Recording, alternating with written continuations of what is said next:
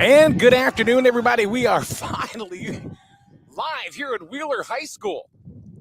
Griswold taking on the Wheeler Lions. A little bit of wind. Mike Monarski and John Harden. Hey, John. Hello, Mike. How are you? I'm doing great. All right, we are in the top of the first inning. Evan Gilgebach started off for the Wolverines. Ooh, a little low, but they call it a strike, John. Yeah, that was inside, just like the first pitch, but it is called a strike. So he's 1-1 against Evan. Sean Burgle on the mound for the Wheeler Lions. You can hear the wind whipping it up out here. It just picked up about the time we got power and able to come online. That's when the wind decided to show Wouldn't up. you know it? I'd rather do that than not have it at all. Ron Lufkin on the camera for you today. Game number 1 of the 2022 season. A swing and a miss. Burgle took something off that one. 1 ball, 2 strikes. So that was one thing that Coach Eric Collins said. It was quoted in the Westerly Sun. Is Burgle is his number 1 pitcher, but they're not going to overpower you with their stuff, but they are going to pitch the contact. But that one, he just got past Evan. There's the pitch, fouled off to the left-hand side. Almost hit a non-viewing spectator. Never turn your back on a baseball field. No. Rule number 1. You never know.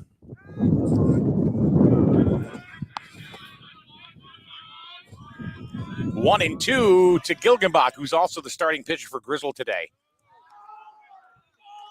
Low and inside, 2-2. We saw Burgle last year as a freshman. Kid has excellent stuff.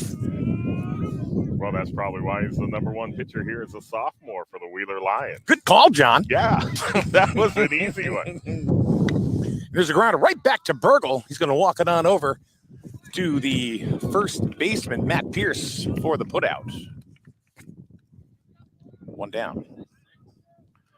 So the Lions record their first out against the leadoff batter for the Wolverines, Evan Gilgenbach. That's going to bring up Sean Garvin, starting shortstop today for Griswold.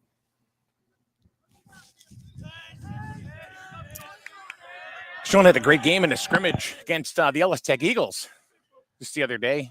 Went yard over the left field fence. And that one goes over his head for a ball.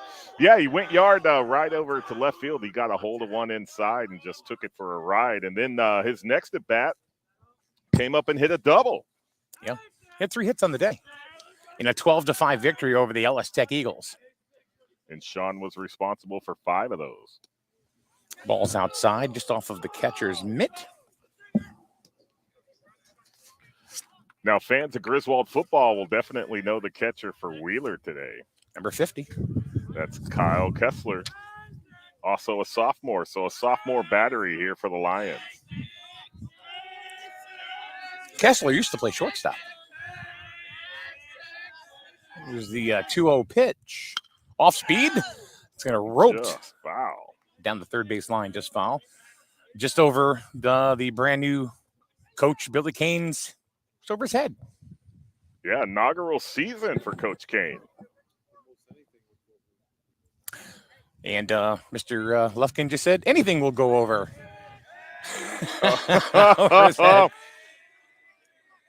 I got the feeling we're gonna be having short jokes all summer. Maybe. That ball's in the dirt. Garvin, he may have a good pitch to hit here in a 3-1 count. Yeah, it looks like Burgle's just been staying away from Garvin just at bat.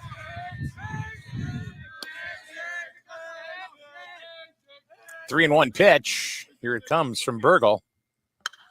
There's a fly ball. The short left field in foul ground, and the left fielder, Wyatt Elliott, puts him out in foul ground. It's 2 down. So 2 up, 2 down for Griswold. Colin Mitchell coming to the plate. Third baseman.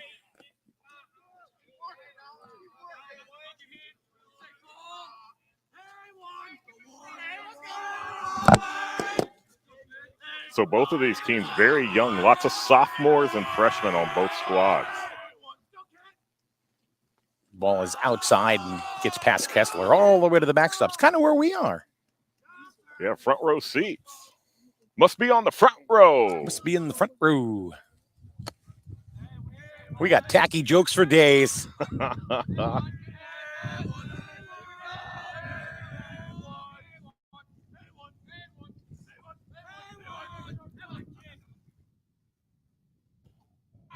2-0.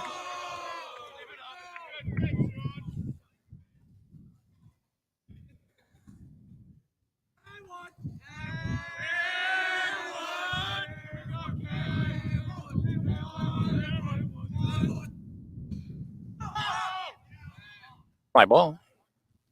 Elliott puts it away for the third out. So the Wolverines go 3 up and 3 down.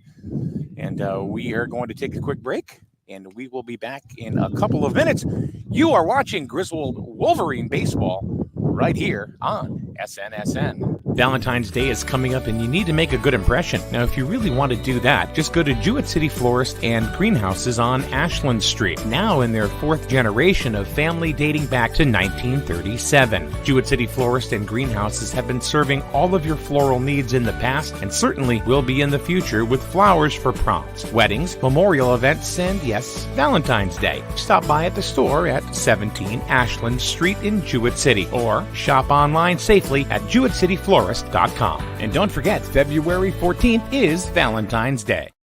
Well, since we goofed up on that one, we're going to play the right commercial. Spring is here, and Easter is almost here as well. Spring flowers and arrangements are now ready for you at Jewett City Greenhouse and Florist. There's no better place to get a beautiful Easter lily, either for yourself or as a gift. The D'Amico family has been serving our area for 4 generations. Remember, they also have the perfect solution for weddings, proms, memorial services, and Mother's Day is just around the corner, too. Order on JewettCityFlorist.com or visit their store on Ashland Street. Jewett City Florist and Greenhouse is a proud sponsor of Griswold Baseball. Authorization, enrollment, and activation activities are required. Receive all services. Contact institution for details. 2 lattes, please. On me. Yeah? My free Kasasa Cashback checking account surprised me with sweet cash rewards. So thoughtful. Kasasa Cashback simply appreciates me. It also refunds my ATM withdrawal fees. Huh. My Megabank account just takes money out every month without even asking. Sounds like it's time to move on. Take back the special treatment you deserve with Kasasa Cashback. Ask for Kasasa Cash Checking at Eastern Connecticut Savings Bank today. Member FDIC. Hey, welcome back to Wheeler High School, everybody. We're going to the bottom of the first inning. Wolverines didn't score in the top of the first. And Wheeler coming to bat. We're going to see James Main, Garrett Lenahan, and Kyle Kessler start off for the Lions. Right, and you got senior captain Evan Gilgenbach on the bump for Griswold. So a little bit different style pitcher than Wheeler had in the top of the first. The pitching to contact that Coach Collins was talking about seemed to work for the Lions there in the top of the first. What we're going to see here with Evans, a little bit more power, but he's going to be able to hit spots.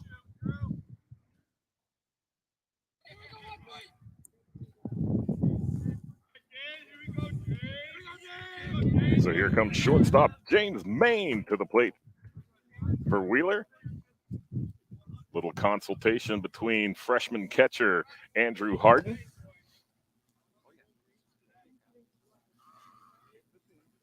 It's his first time playing in a high school game, is it not? First regular season high school game for Mr. Harden.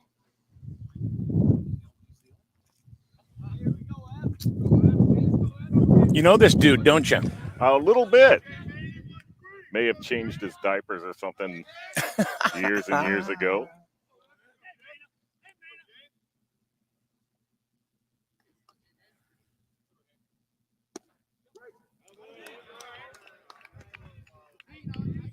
Strike one.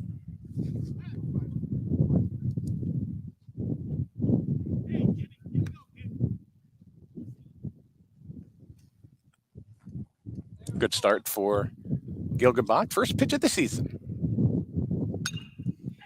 It's fly ball. It's going to be into right field. It's Gilgenbach. And he can't handle it. And Maine is going to end up at second on an error. Error by the right fielder. That's Sam Gilgenbach. That's Evan's little brother. Couldn't quite handle that fly ball. So Maine's into second on the E9. So both Gilgenbachs go ahead and taking part in the first play of the game, first play of the year. Here's Garrett Linehan with a runner on second base.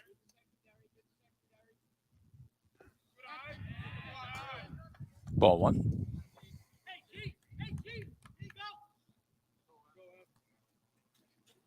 Nice block by the catcher there. Kept the ball in front of him.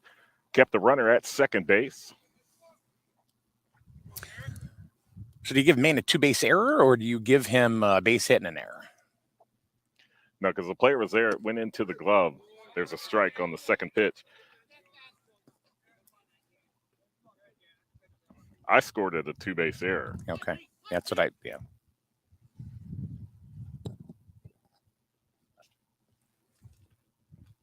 Here's the pitch. Ground ball to second, and it's bobbled. And are they going to make the play? And they got him. And the ball gets thrown away as they tried to get him at third. Mitchell went over his head. And James Maine comes in to score for Wheeler, and they strike first. 1-0 Wheeler. So Maine's able to score on the overthrow at third. Went into the parking lot, so it was dead ball, but he's still able to advance the base. Took third on the fielder's choice. So 2 errors quickly for the Wolverines. Ball one on Kyle Kessler.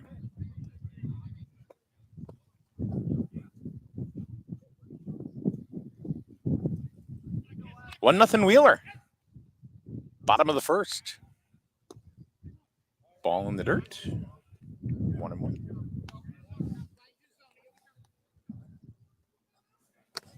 Matt Pierce on deck, the first baseman, batting cleanup.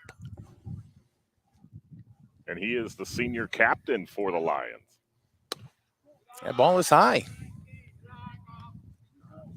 3-0.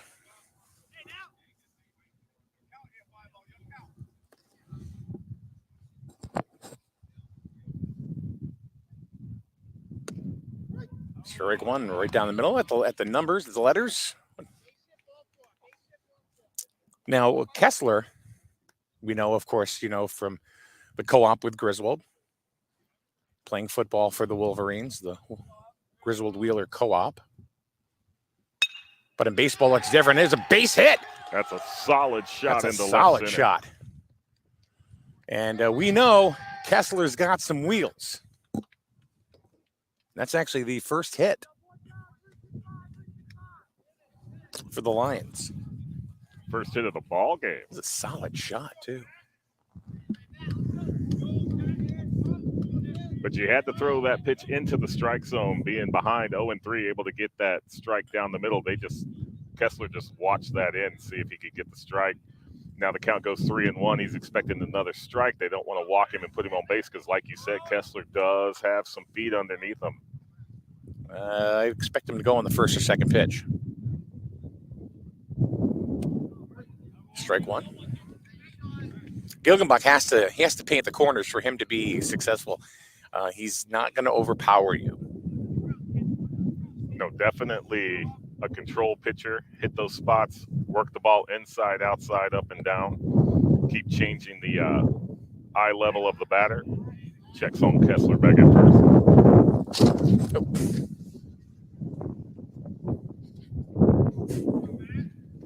Thank you, Kiki. Because it's windy out here today. Papers flying everywhere. Papers flying everywhere. There goes Kessler, and the ball gets away from Drew Harden. And Kessler's chugging. He's heading to third, and he's going to get in there safely.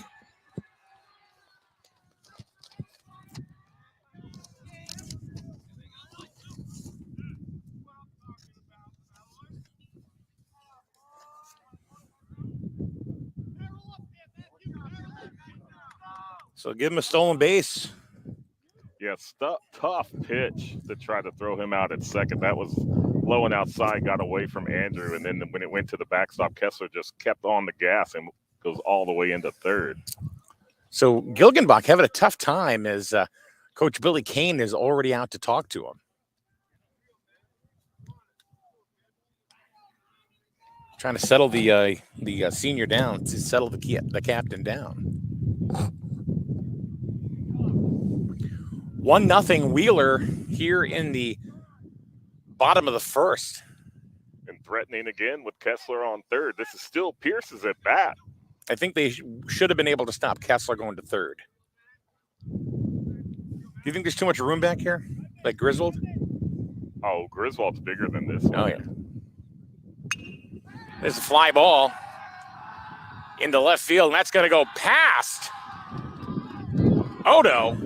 And a run's going to score as Kessler just kind of trots home, and they are hitting Gilgenbach pretty hard.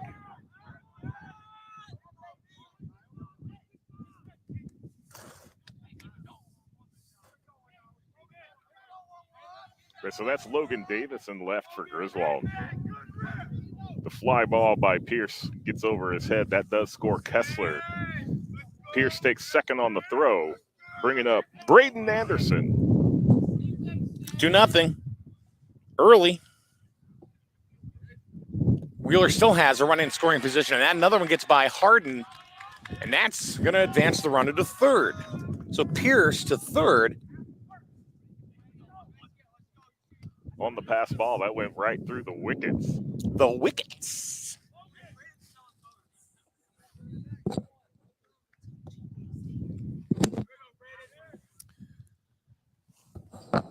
So Gilgenbach having some tough times, but the defense behind him not exactly helping him out. No, it definitely makes the job of the pitcher that much harder when the defense is making errors and not cleaning up easy ground balls there at second.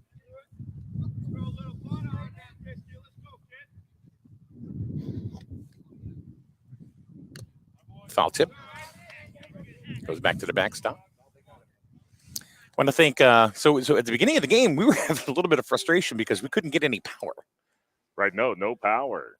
There were a couple of choices. Both didn't work out, but we were saved by the new coach's father. Right. Mr. Kane coming on down and providing power for us. So we really appreciate him coming down.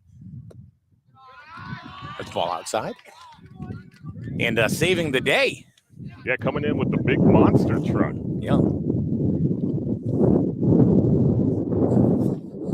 Billy Kane gets on the phone, and he came right on down.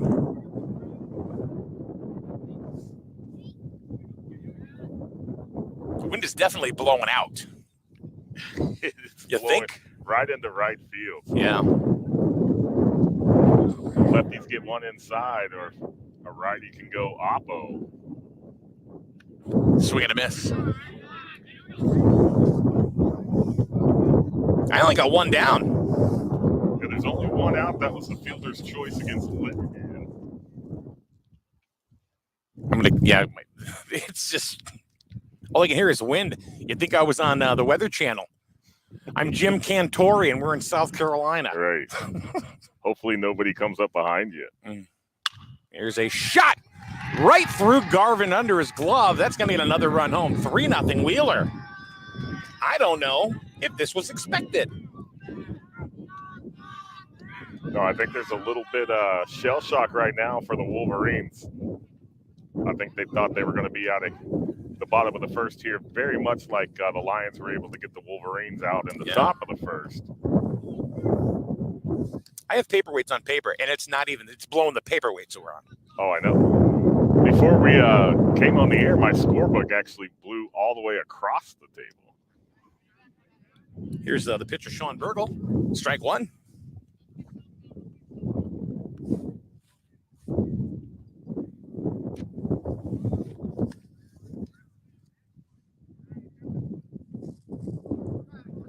Anderson leading off first. Foul back, strike two. Still only one out. One out, but Gilgenbach ahead of this batter, 0-2. Runner on first, but like you said, 3 runs have scored for the Lions. Now Garvin, who's usually pretty sure, he's got sure hands at short. I'm surprised that went by him. Yeah, just went right under the glove into left center. Could it be opening day jitters? Maybe a little bit of that, but they've had 2 scrimmages. And another one gets that was a wild pitch from Gilgenbach. Anderson going down to second. So they are not helping themselves at all. No, definitely unforced errors. Not quite hitting on all cylinders here from the mound. It's been a tough day already.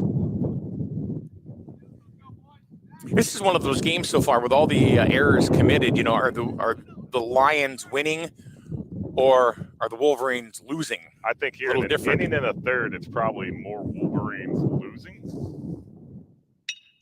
There's a base hit to left field. And that's bobbled. That's going to get another run home. Here's the play at the plate, way over everybody. Gilgenbach gets it. And Burgle threatened to go to third, but he's going to stay at second. 4-0 Wheeler. They're just batting around, having their way right now. Yes, they are. They're getting solid contact on these pitches from Gilgenbach. Bobbling left didn't help. They were able to hold Burgle at second.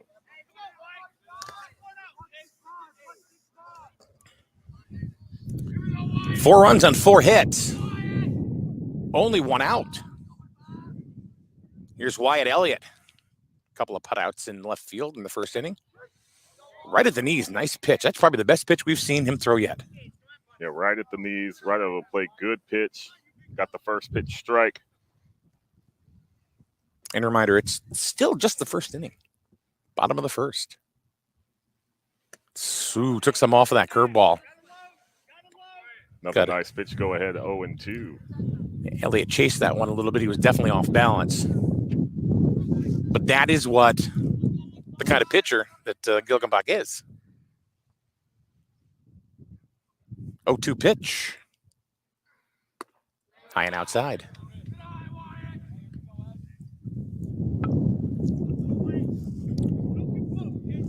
Mason Perkins, the right fielder.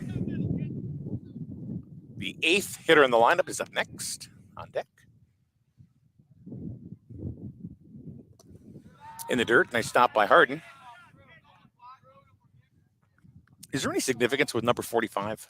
Because I know he wore that in junior league. And yeah, he wore that junior league. He wears that in his travel ball team as well. And he also has a necklace with number 45 on it. Just his number. That's his number. Another nice stop by Harden. 2-2. But Griswold really needs to get out of this inning. They got the 7-hole at the plate right now. Number 8 batter on deck. They've only got 1 out. Runner on second. 3-2. Oh, that's actually ball 4.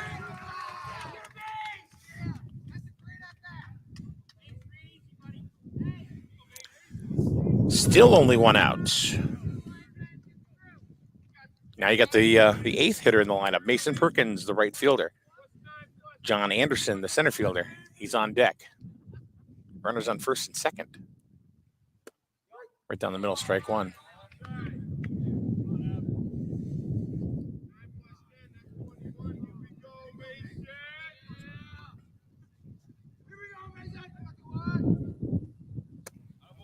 You got him, strike 2. It was a strike either way, but I still think he went around a little bit. Yeah, that was close. Don't think he quite held back, but it was a strike either way. Got him, strike 3. That was a power pitch. That's 2 down. Gilgenbach thought it was out number 3. Just to give you an idea, a little how they're a little off balance. Yeah, they got to definitely get their heads back into this game. They're going to have their work cut out for them going into the top of the second inning if they can get Mr. Anderson out here, the number 9 batter.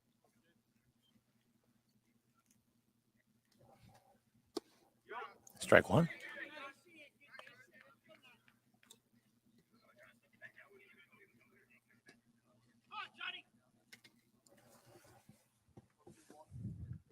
First and second. Strike 2. Got him swinging at a ball right there to get ahead of him 0-2. Really needs to get out of this inning right here with this pitch. And he does. There you go. So 2 strikeouts to finish off the inning, get outs number 2 and 3, but that's going to bring up the number 1 batter for Wheeler in the bottom of the second. So Mr. Maines is going to come up for his second at bat. But here we go, coming in top of the second. And we're going to take a quick break. We'll be back in a minute right here on SNSN. Hey, I'm Jess, but you can call me the Tire Queen. For the best deals on tires, come and see me at Advanced Automotive on Route 138 in Griswold. Call me at 860-376-8687. But definitely don't talk to my dad. He's definitely not the Tire King. And right now, Jess the Tire Queen has great deals and excellent service waiting for you at Advanced Automotive, Route 138, Griswold. Tire Queen! Family owned and operated. That's something you don't hear too often anymore. Highway Campers of Plainfield is now 3 generations in and going strong.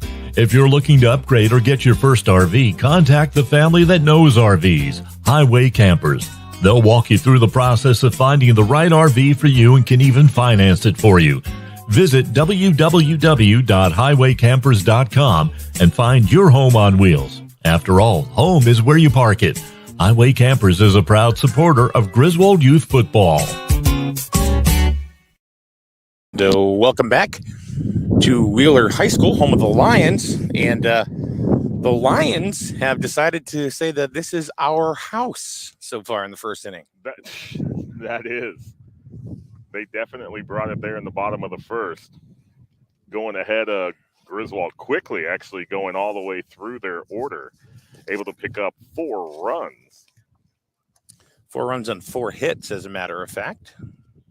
Now, Griswold here in the top of the second, coming up with their number 4, 5, and 6 hitters. It's going to be Nolan Webster leading off. He's the first baseman, also another senior on this ball club. Following Nolan will be Drew Harden and Logan Davis. Getting their first at-bats of the season. Right, first at-bats for all of these guys. We do have freshmen and sophomore coming up, like we talked about. This team very young, but Wheeler Lions also a young ball club. Nolan Webster playing first base, also one of the fine pitchers that the Wolverines have.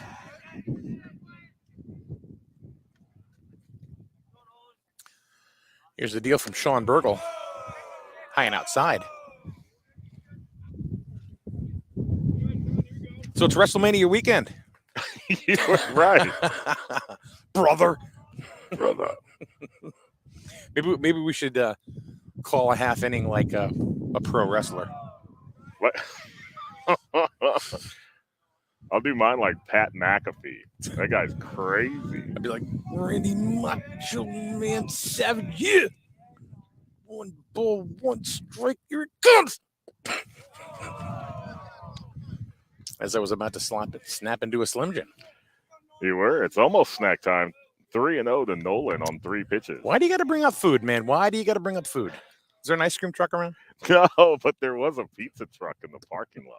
No, really? It's not up, but it's there. Yeah. Wolverines got sat down 1-2-3 in the first inning. They can't do that if they're going to climb on back into this ball game. Webster gets a walk on 5 pitches.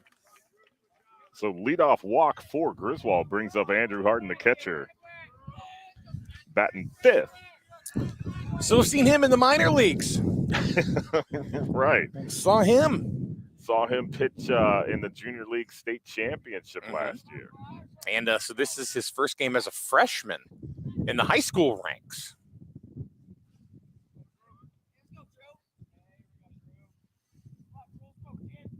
Let's see if we can get some good shots on the camera from Ron Hoodie Lufkin. There's a grounder to third, bobbled. And they're going to try to go to first, and Harden is going to be safe. And here come the Wolverines. E5.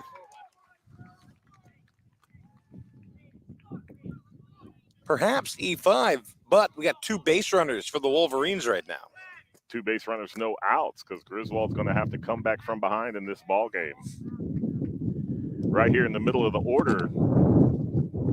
2 runners, no outs. Logan Davis at the plate. And I actually called him Calvin Odo because they got the same kind of hair. Oh, they. And he bunts it.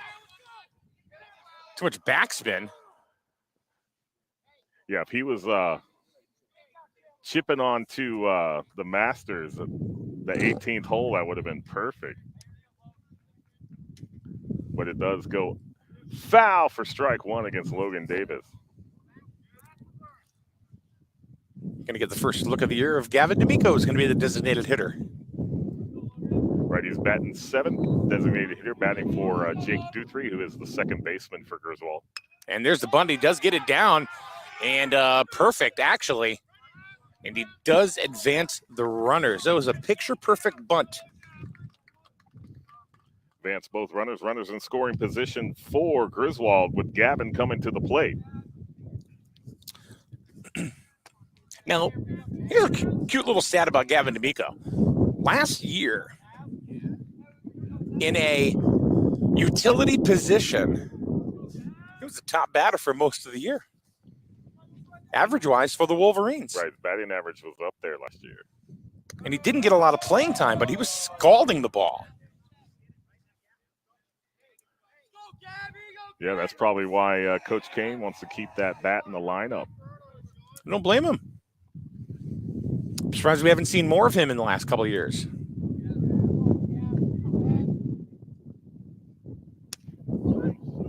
Ooh.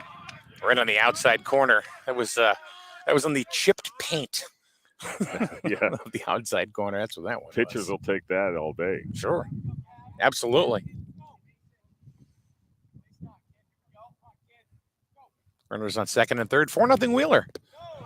Nice stop by Kessler.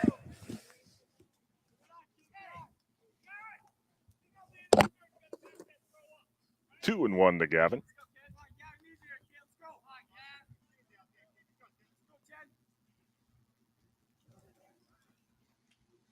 Swing and a miss. Strike 2.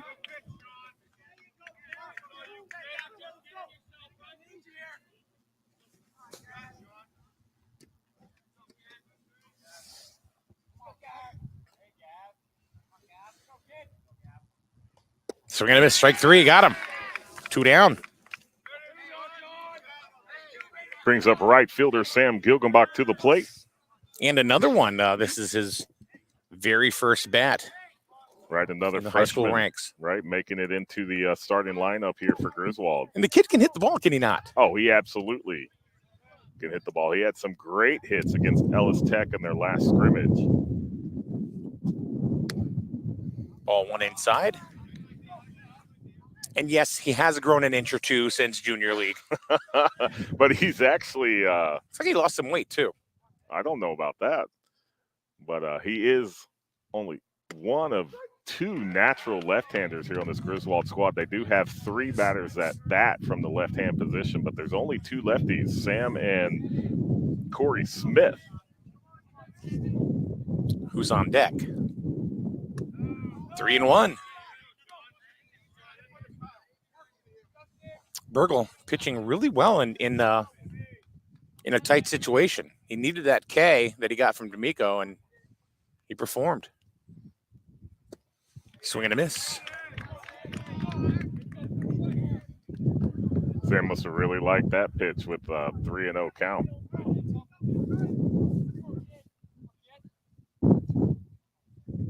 Here's the payoff pitch. Ball's in the dirt. It's now 3-2, full count. Oh, it's full count now. Yeah. I must have checked the wrong box. Check yes or no. That George Strait song? Foul back. Got a little piece of it. Stays alive.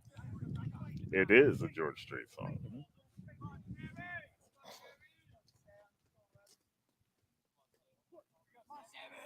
We're sitting by Emmylou Hayes. Check yes or no. 3-2. Here's the pitch. Swing and a miss on an off-speed pitch.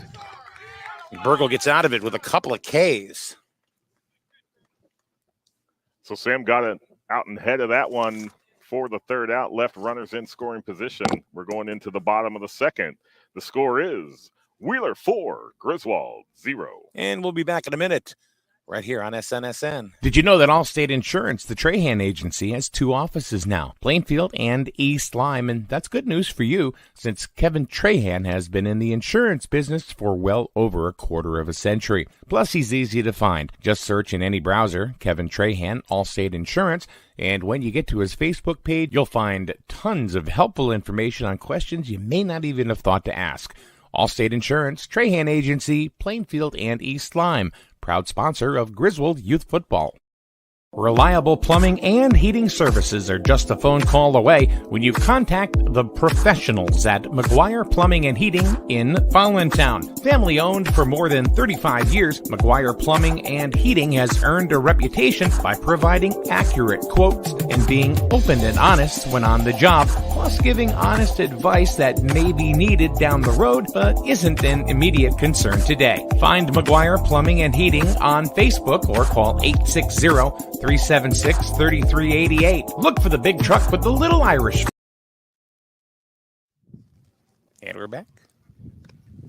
Just like that. Just like that. Back to When Connecticut high school baseball. When I move, you move. Just like that. So we're going back to the top of the order for Wheeler. It's going to be shortstop James Main coming out, who flew to right in the top of the first, just was mishandled by Sam Gilgenbach to start off a fantastic half inning for the Lions. Jumping ahead at Griswold 4-0 coming into the second. You know, it's just like baseball players.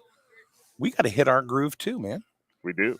You know, it takes a little bit of time, but you know, it's only the first game of the season, so so, you know, stupid jokes like when I move, you move, and just like blah, blah, blah.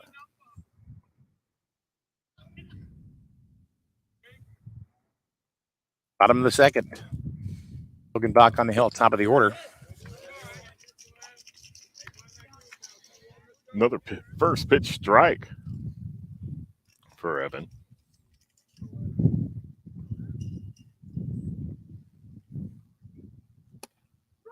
Nice pitch.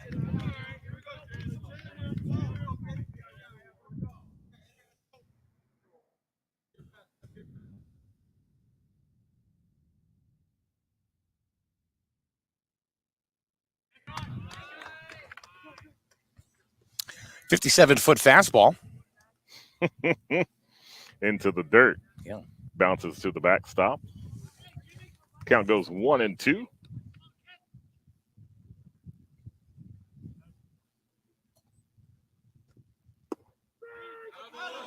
Oh, struck out looking to start the bottom of the second inning. One down. Garrett Linehan coming up to the plate. He is the second baseman for Wheeler.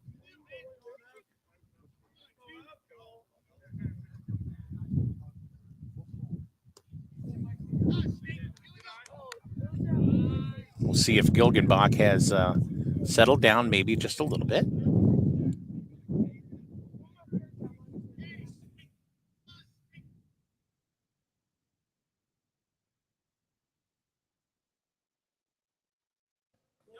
Nice pitch.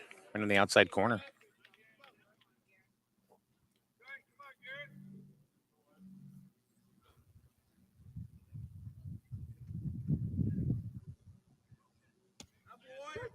Oh, nice got pitch. Another one. See, now this is the Gilgenbach that we're used to. Right, goes ahead 1-2 against Linehan.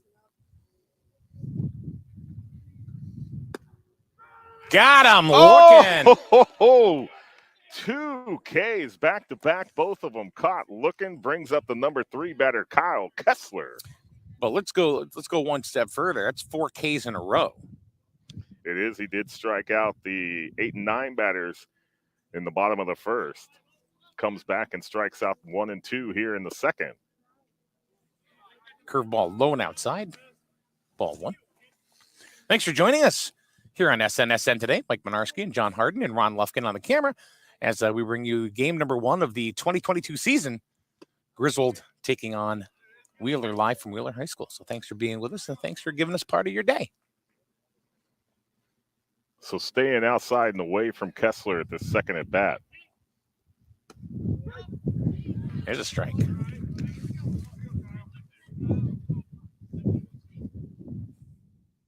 Kessler rocked one into left in the first inning, came around to score.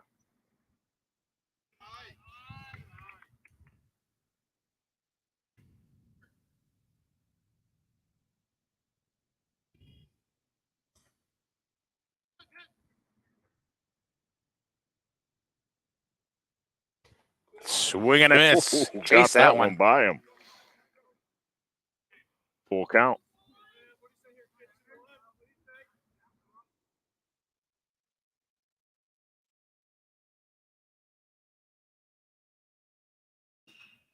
Grounder right off the fingertips of the coach at third. So they stayed outside. They've come back inside against Kessler. He turns on that one, drives it foul. Do they go back outside, Mike? I think you do. Got to freeze him here. Kessler's a smart batter. Popped up, straight up. Garvin underneath it, and he makes the catch. So just like that, 1, 2, 3 in the bottom of the second. They needed that, do you not think? They absolutely needed that. So after 2, the score, Wheeler 4, Griswold 0. All right, and we are going to take a quick break, and we will be back in just a couple of minutes to go to the top of the third right here on SNSN. Reliable plumbing and heating services are just a phone call away when you contact the professionals at McGuire Plumbing and Heating in Fallontown. Family owned for more than 35 years, McGuire Plumbing and Heating has earned a reputation by providing accurate quotes and being open and honest when on the job, plus giving honest advice that may be needed down the road but isn't an immediate concern today. Find McGuire Plumbing and Heating on Facebook or call 860-376-3388. Look for the big truck with the little Irish. There are all sorts of advertisements that ask you to shop local. When you think local car service and repair, look to Winton Automotive on North Main Street, Jewett City. When you go to Winton Automotive, you deal directly with the owner, Ken Winton. How's that for peace of mind? Brakes, tires, oil changes, or general maintenance, and Winton Automotive even posts helpful info on Facebook that may prevent costly repairs. Winton Automotive, North Main Street, Jewett City, proud sponsor of Wolverine Baseball on SNSN. You buy better. Better with Birds. Much better. So much better with Birds. Are you tired of resetting passwords, getting locked out of websites, and listening to hold music for days? Do you really think 15 minutes is enough time to spend ensuring your biggest investments? The Burns Agency is here to help with in-person real-time customer care for all your insurance needs. Buy better with the Burns Agency for auto, home, business, and life. Right insurance at the right price. You buy better at Burns. You buy better at Burns. You buy better. And we are back here at Wheeler High School. Yes, we are going into the top of the third.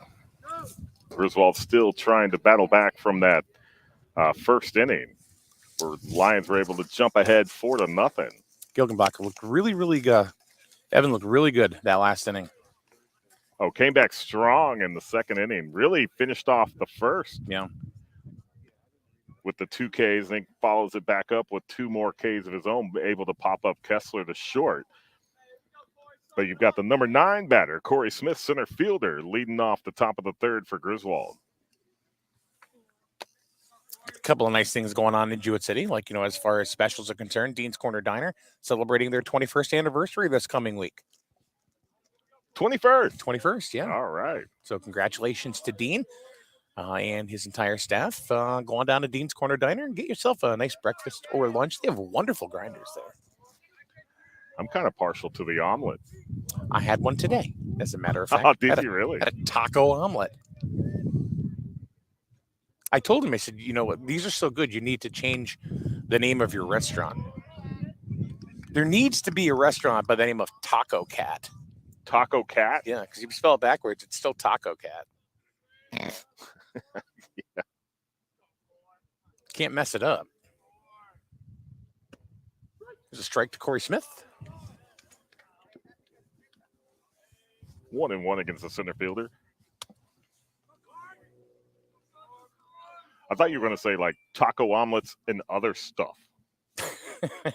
Omelets and stuff. You offered at it.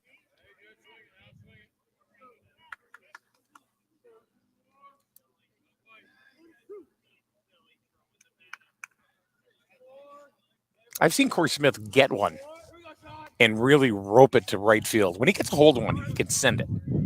Right, just trying to get him on base initially. There's a base hit. Right through the gap.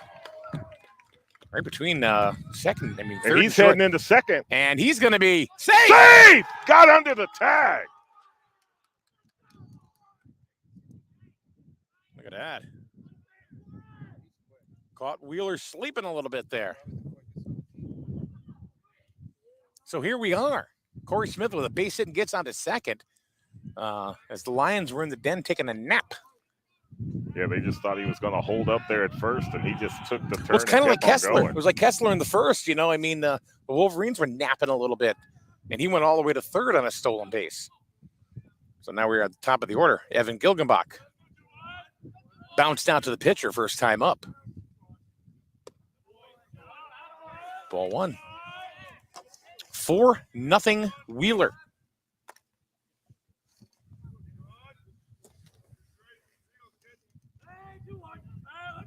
So Griswold putting on pressure here early in the top of the third. Corey Smith already in scoring position. You got Griswold at the top of the order. Keeping him honest at second.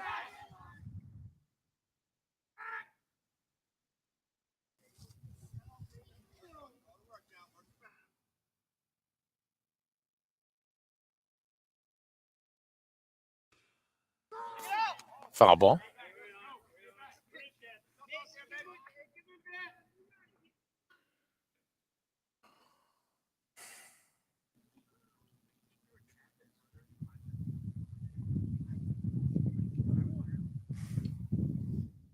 Lions definitely playing Gilgenbach to pull to right. And very close to the line, both at first and in right. And they're going, they got Corey Smith possibly picked off here. They're going to run it. A pickle. As that time Corey Smith was sleeping a little bit. And he's safe. He gets back to second as the ball was tossed to the second baseman, but it hit off of Corey's leg. So able to get back to second. It was a gift. Yeah, Griswold lucked out right there, able to keep that base runner on second. But the way that they're playing Gilgenbach, what I was going to say is you've got huge gap up the middle and into left center.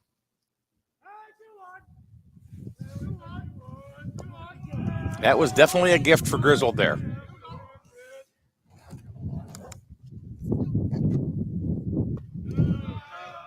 High and outside.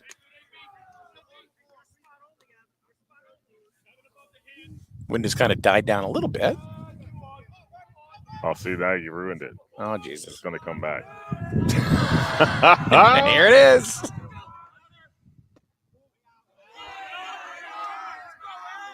It's good to have baseball back.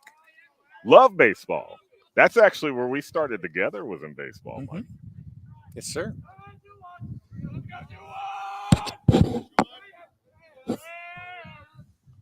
We still shouldn't be wearing jackets and playing baseball. Yeah, what's up with that? Connecticut. Ball four. Evan draws a base on balls. So runners at first and second brings up Sean Garvin, who's always a threat at the plate.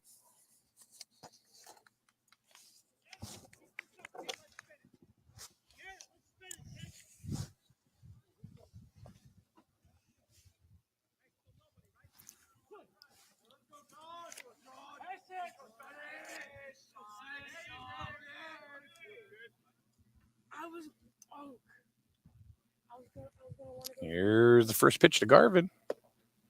Got some exciting news. Did we just hear about one of our local Griswold kids? Yeah, hot off the presses.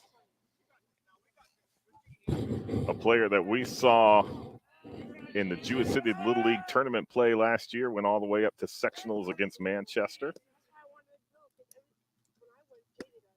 Has a couple of cousins playing in this game. Starting pitcher Evan Gilgenbach, right fielder Sam Gilgenbach. We've got Sonny Botello hitting his first career home run. Good job, Sonny.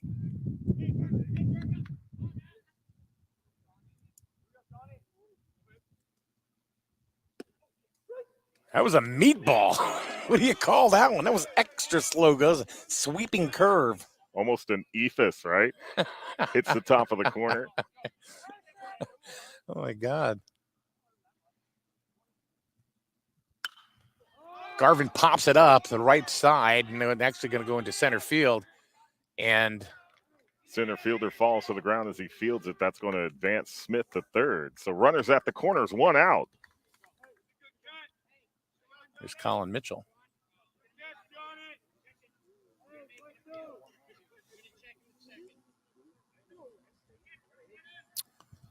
One down.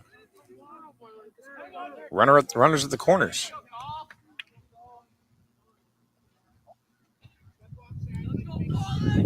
Big Colin Mitchell batting third for Griswold today. Next three batters have got some pop. Little bit of pop on the bats, and like we saw in the first, this is where Griswold started to put it together in their lineup, was right here in the middle. Burgle steps off the mound in a little bit of trouble here in the third. Mitchell flew out to left his first time up.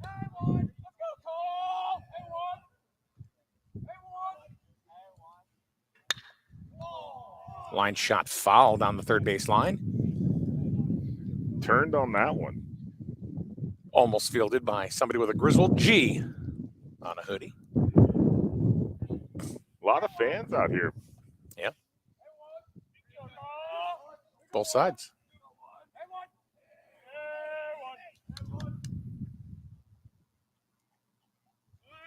Gilgenbach on the move. And here comes Corey Smith.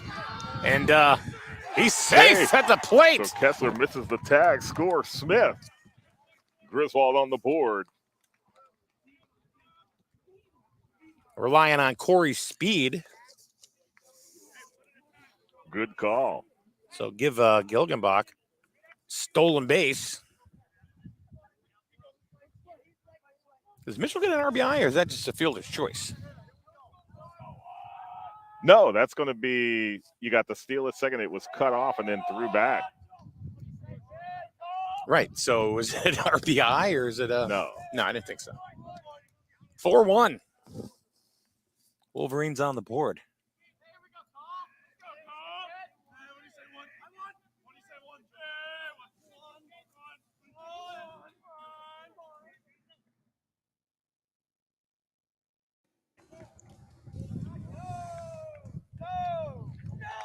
You can still tell it's really early in the season. When you look around in the trees, there's still no leaves. Still not a leaf to be seen.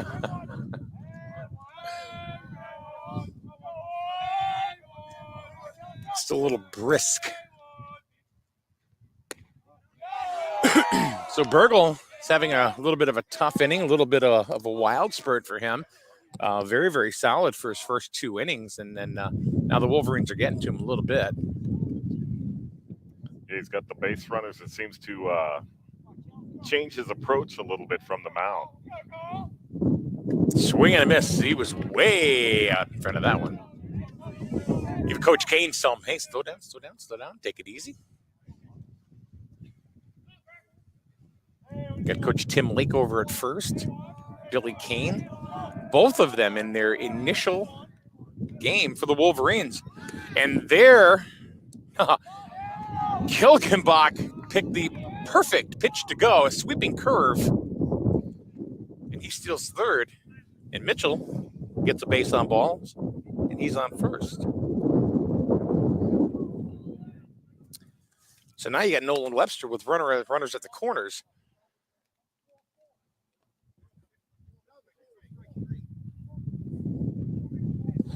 And now they're going to go ahead and they're disputing the count.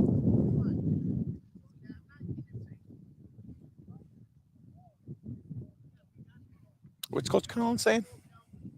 The other one was strike 3? Right, because it was a full count.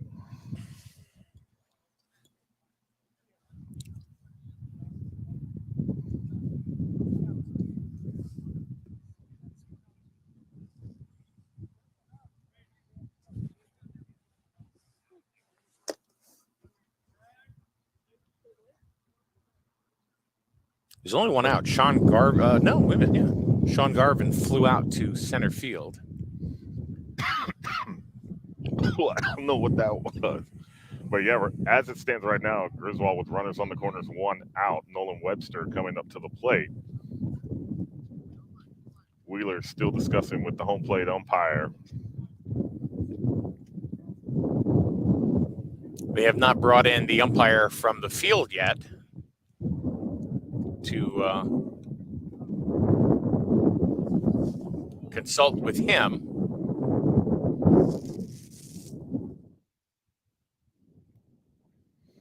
Apparently everything's gonna stand as the way that it is. Oh.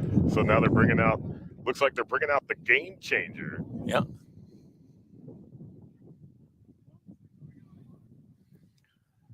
So this discussion's going to continue.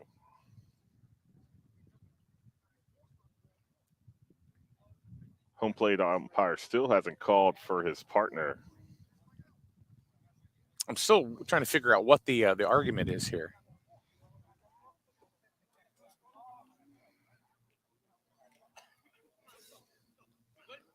Yeah, everything stands.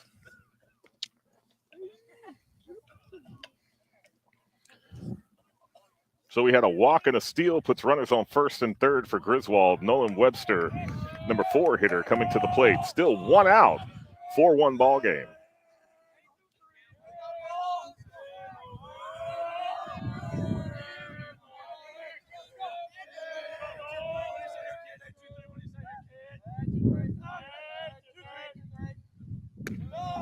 Ball is high.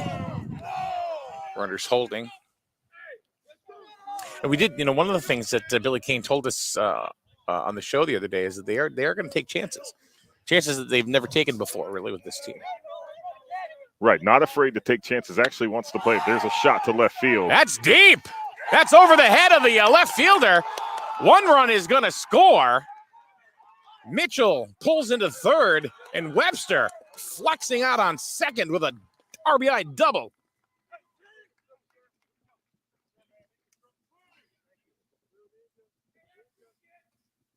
Four to 2.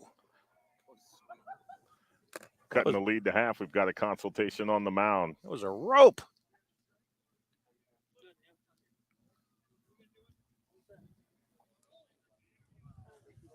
So still 1 out for Griswold. Runners at second and third. That's going to bring up number 5 hitter, Andrew Harden, the catcher, who got on base on an E5 in the first.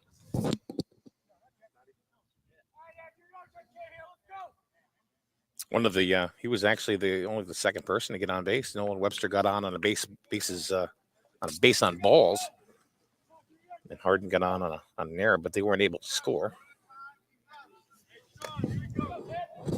First hit of the inning, though, really goes to Webster.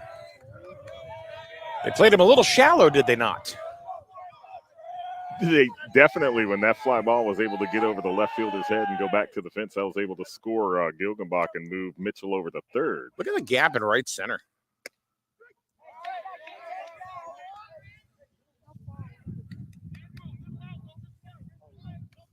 Center fielder's playing way over into left center. They're definitely playing him to pull, yet the left fielder is more close. He's closer to center. There's a base hit. And he takes it to the right. There's a base hit. 1 run is in. Here comes Webster. The throw, he's in. Tie score. There you go. First high school RBI for Andrew. Was that Dad or was that, was Dad play-by-play that came guy? Because you scared the living crap out of me. I tell you what, that's some heads up hitting right there. They're playing him to pull to left, so he's just going to go to the opposite field and drive in a run. 4-4. Got 2. I didn't even see the second one. I just Is this game being videotaped? Yes. I want to copy it.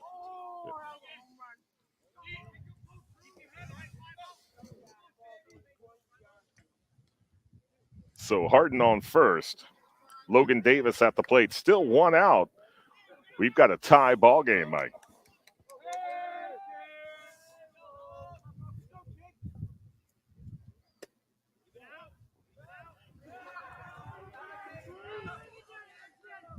Four to 4 the score. All right, I had to get that 1 out. First game.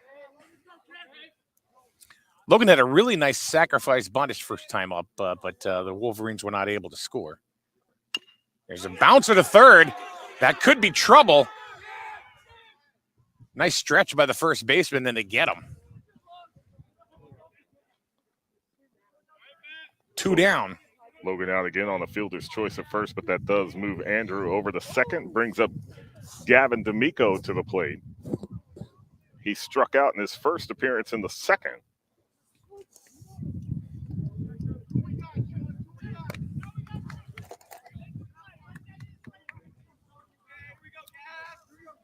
So Harden on second. So a runner still in scoring position.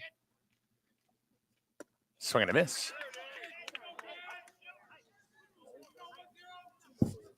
Gavin swinging like he wanted to make this a 2-run lead.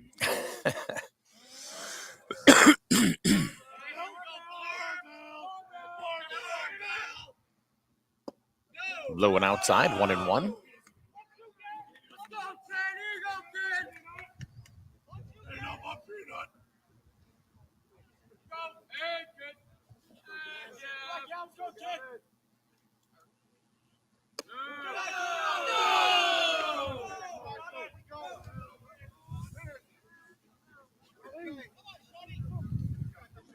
First tough inning for Burgle. We saw him a couple years last year, and actually he did very, very well. Well, we've noticed when he gets runners on the bases, it definitely changes his mental approach to pitching. And he hits Gavin in the shoulder.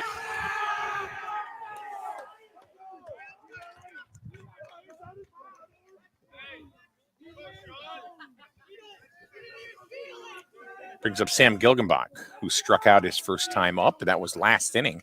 He's the 9th batter of the inning. Corey Smith led this off with a base hit.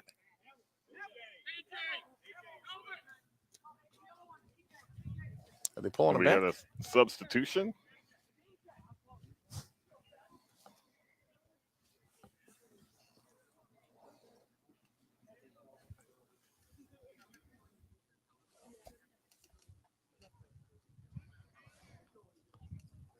So with runners on first and second, it looks like Griswold's going to the big man, A.J. Hamill, to pinch hit for Sam Gilgenbach.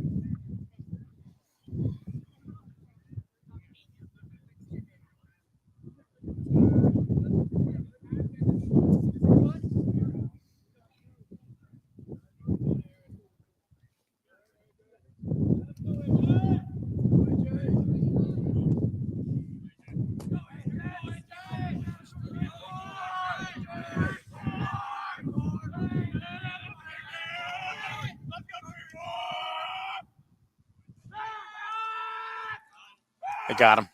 No, I thought they had him. Oh, from my angle, it looked like he had him.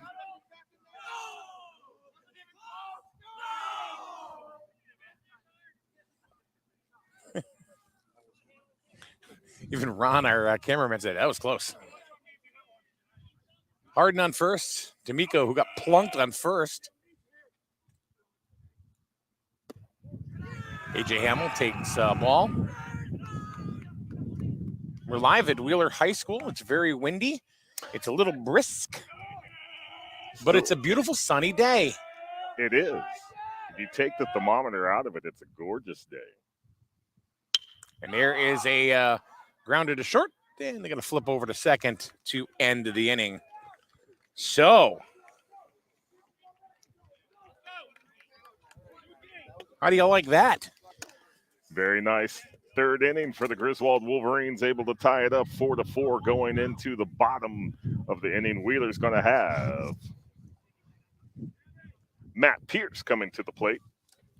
So we just looking in the comments, and Amy Botello was there, and I don't know if she heard that we announced Sonny's home run. I don't know. Oh, we may have to do it again. Go ahead and do it.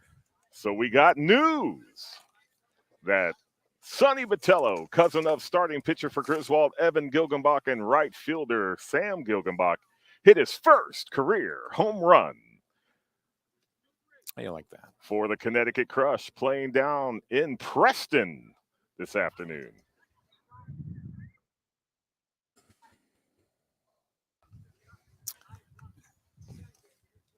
We're at the bottom of the third. Bottom of the third.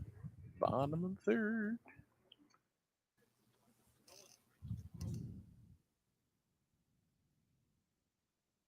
Four to four.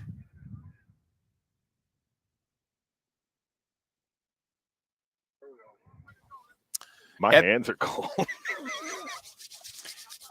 Evan,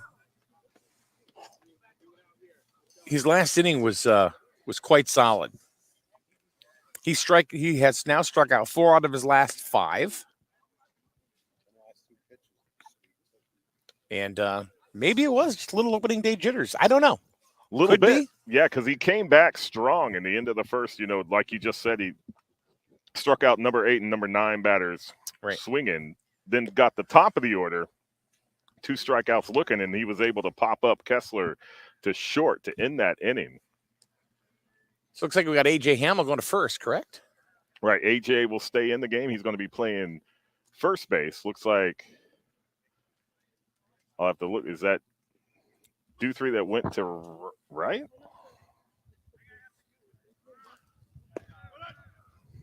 I think so, yeah.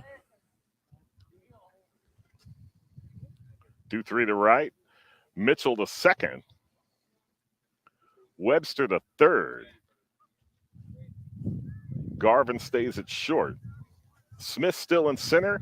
Davis still in left. And Billy Kane still the coach. And we're still at Wheeler High School.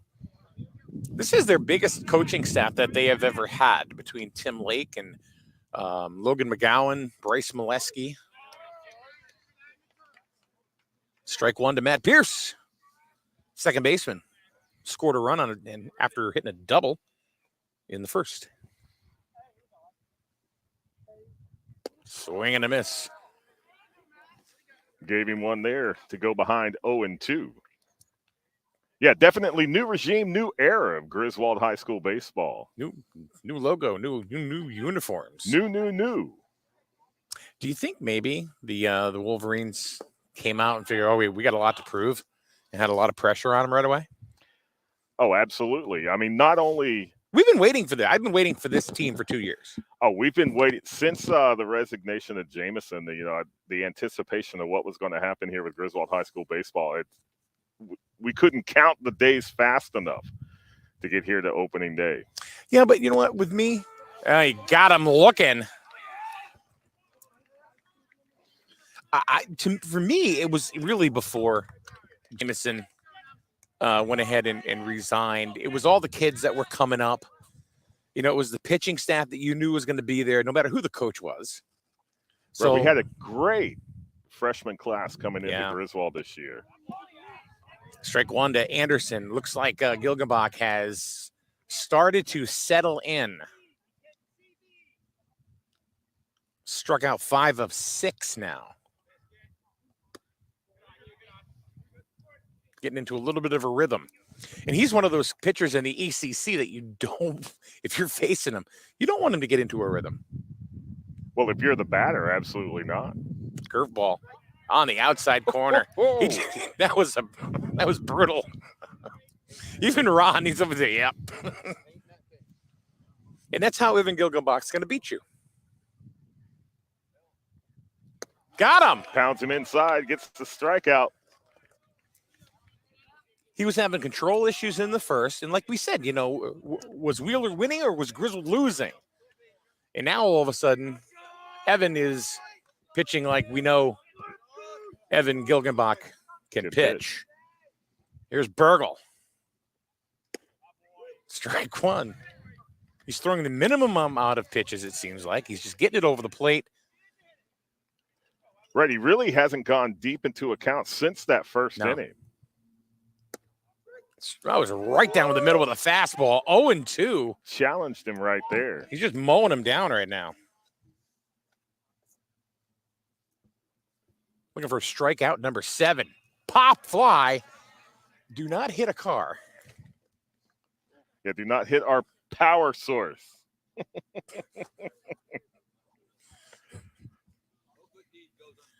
Mr. Kane said, no good deed goes unpunished. True. What's that? Pair of 4s? Yeah. He's the father to Billy King, the coach. Right. He's came right on down when we heard we had some power issues out here at Wheeler High School, and got on the bat phone and he came. He absolutely did. So we appreciate him very, very much. He's really the reason that we're able to carry this game today live. He is. All of our thanks and gratitude go to Mr. Bill Kane and his big truck. Here's the pitch. And it's a base hit. He just kind of reached out. Just kind of reached out and poked it out to right field. Right, kept the inning alive. That's going to bring up Wyatt Elliott to the plate. 2 outs, runner on first for the Lions. And he walked his first time up. 4-4 is the score, as you see on the screen. We are only in the bottom of the third. There's been a lot of action. A lot of action in 2.5 Lots of action. Strike one. Quick throw down to first. Little snap throw there by Drew Harden. Is it now just officially Drew Harden, not Andrew Harden? Right. What's the deal? So on the scorecard, it's Drew Harden. So now I'm wondering. It's in the papers, it's been Drew. In the papers now, huh? Right. Jeez. Strike. And we said when he was born, we gave him the name Andrew, but then we immediately sent the APB out that if you wanted to shorten his name, it would be Drew and not Andy.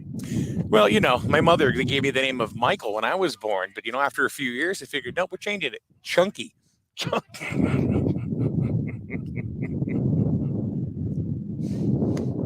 Right there. Got him. 1, 2, 3. With a base hit in the middle.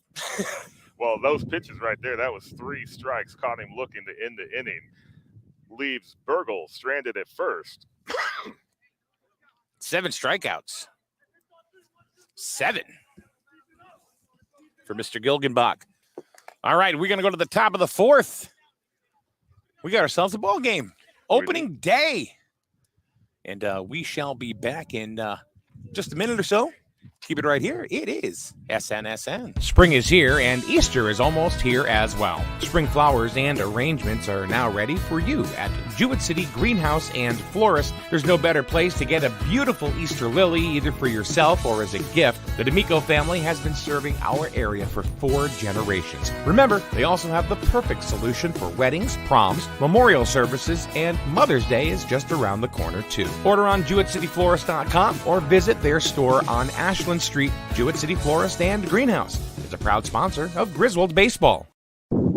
Authorization, enrollment, and activation activities are required. Receive all services. Contact institution for details. 2 lattes, please. On me. Yeah? My free Kasasa Cashback checking account surprised me with sweet cash rewards. So thoughtful. Kasasa Cashback simply appreciates me. It also refunds my ATM withdrawal fees. Huh. My Megabank account just takes money out every month without even asking. Sounds like it's time to move on. Take back the special treatment you deserve with Kasasa Cashback. Ask for Kasasa Cash Checking at Eastern Connecticut Savings Bank today. Member FDIC. Hey, I'm Jess, but you can call me the Tire Queen. For the best deals on tires, come and see me at Advanced Automotive on Route 138 in Griswold. Call me at 860-376-8687. But definitely don't talk to my dad. He's definitely not the Tire King. And right now, Jess the Tire Queen has great deals and excellent service waiting for you at Advanced Automotive, Route 138, Griswold. Tire Queen! Back here at Wheeler. I don't even know. You know, see, I lose all time, space, and dimension sometimes. But anyway, we want to thank Billy Kane Sr., you know, from bringing us, giving us the power. We've got the power. You know, for being able to carry the game. He's the owner of Renegade Fitness in Waterford, Norwich, Pawcatuck, and Groton. We really appreciate him helping us out and helping out all of the Griswold faithful that are watching here today or even watching the repeated game or whenever. Thank you very much. We appreciate it wholeheartedly. And Corey Smith takes one over the head for ball one. He's the one that led us off there in the third. Yes, sir.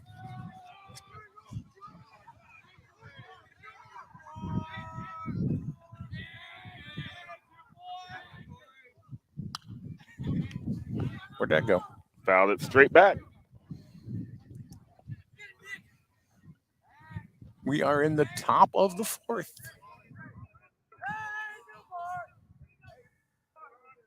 I'm almost thinking I should have wore gloves.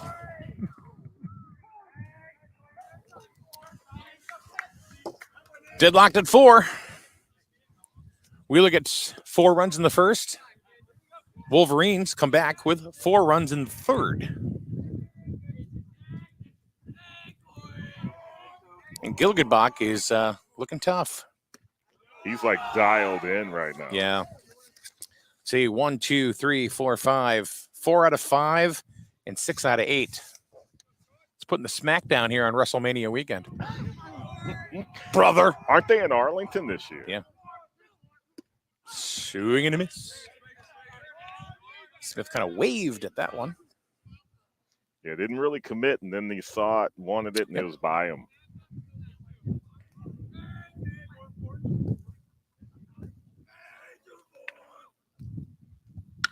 And a liner right to the shortstop. Pretty easy play there for James Maine. Didn't even have to move. Punch it out there. Didn't quite punch it out there far enough for the first out, but that does bring up Evan Gilgenbach to the plate. Bounced down to the pitcher and then walked, stole the base, and scored. He scored the very first run. Well, actually, no, Corey Smith. Yeah, second. Yeah, second run.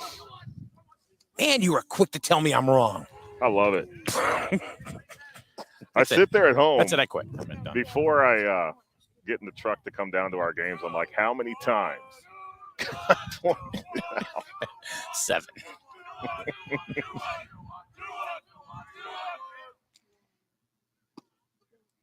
Off-speed pitch. That's a ball. Because, Mike, if I reach my goal, I treat myself to a Dean's Corner omelet. You know, I had a Dean's Corner omelet today. It was a taco omelet. I told you. You told me. That's right. That's all I have on the mind right now. It's delicious. You know, I remember when I was playing baseball, I loved it, you know, when somebody would bring the heat, right? I hit well against, fastball pitchers. Off-speed pitchers, they kept me off balance. I couldn't do squat. Well, the point of the pitch. See? I'm living proof. But, no, like I've always told my boys and the teams I coach, the easiest thing to hit is going to be a fastball that doesn't move. And it's true. So don't be afraid of those guys that have big cannons. If they don't have movement, hey, the law of physics, that's going to send that ball a long way. There's the ball. Because, in Little League, the first thing they say, boy, that guy's fast. Right in your ear hole. Yeah. Ooh, I don't know if I can hit him. He's fast. The control's not quite there in the lower levels. You get up to high school. Gilgenbach takes a walk. Works another walk here in the fourth. Well, somebody's going to know the strike zone. It's going to be Gilgenbach, right? You would think the pitcher and the catcher are going to know that strike zone. Thank you, Captain Obvious. There's Shawnee Garvin. So he flew out to left and flew out to center.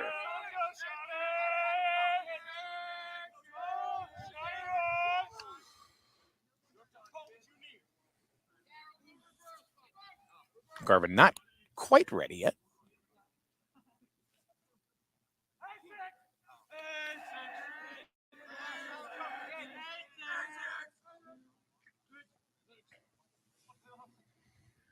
There's a drive down the left field line. That's going to be foul. And the people scatter as the fly ball goes into the rocks. Well, there was one person that scattered. I don't know what you're talking about. All right, you got me on that one. The fan scampered.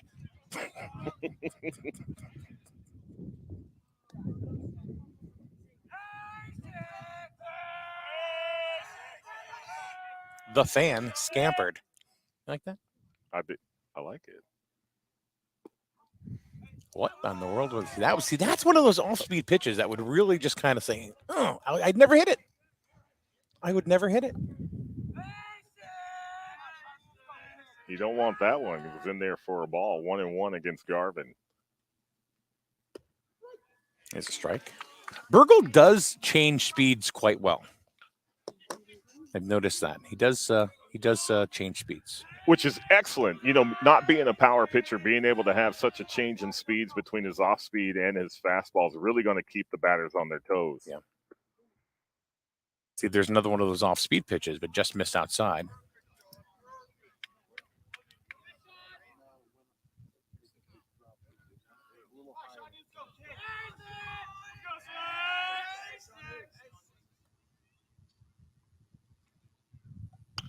Just reached out. Kessler is looking for it, and nobody's going to get it, and it's going to fall between the catcher, the first baseman, and the pitcher. Just foul. So Garvin stays alive.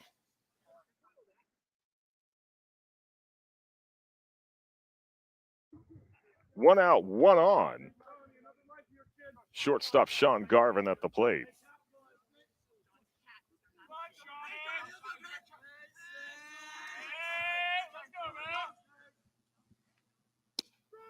Got him looking. At the outside corner for strike 3. Garvin having a tough time at the plate today. 0-for-3. Colin Mitchell coming to the plate. He flew out to left, walked in the third. Came around to score.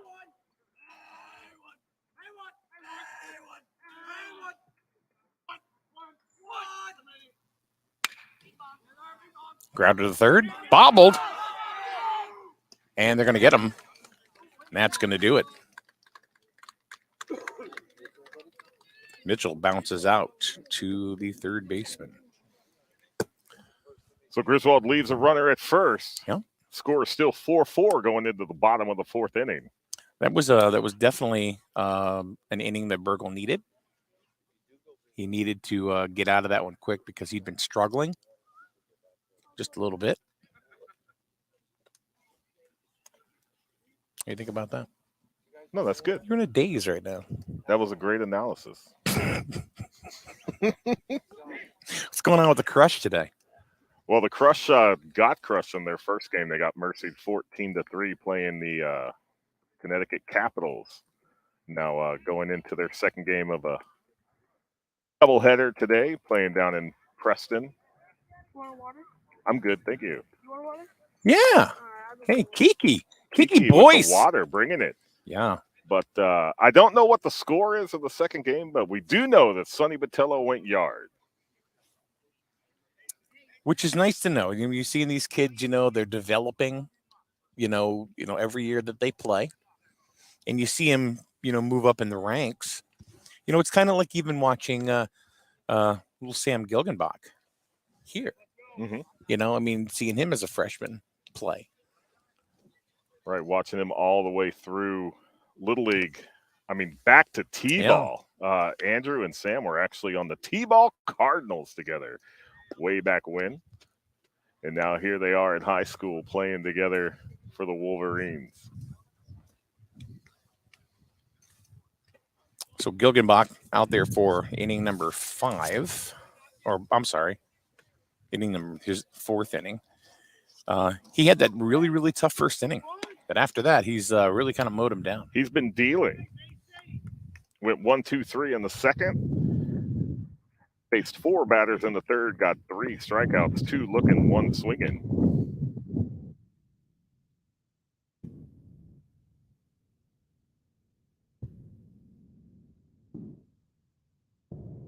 last time you saw a cuckoo clock? A cuckoo clock? Yeah, serious. When's the last time you saw an actual cuckoo clock? Edelweiss German restaurant. I don't know. A cuckoo clock. I do not recall the last time I saw a cuckoo clock. You got to get down to Phil's Clocks and Repair, right on Main Street, Jewett City. They're right across the street. Yes. Have you seen them? I have. I've walked by them many a time. Yeah. I've been in there talking to him. He's been to the station. He's been on. He's got some really cool things in there. I'm going to be honest with you. First time I walked by, I'm like, what are they doing with a clock shop in town, you know? But after I walked in, then I understood. I absolutely understood. I'll have to go in there because I know you got it. It's really cool. Very nice clocks that he's had in this shop. He's got some really cool stuff, and he's got some just. To me, it was like, you know, you walk in and you hear, boom. It was like a moment of zen. It was just kind of like. But have you ever been in there at noon? That might be a different thing. Foul down the right field line by Mason Perkins.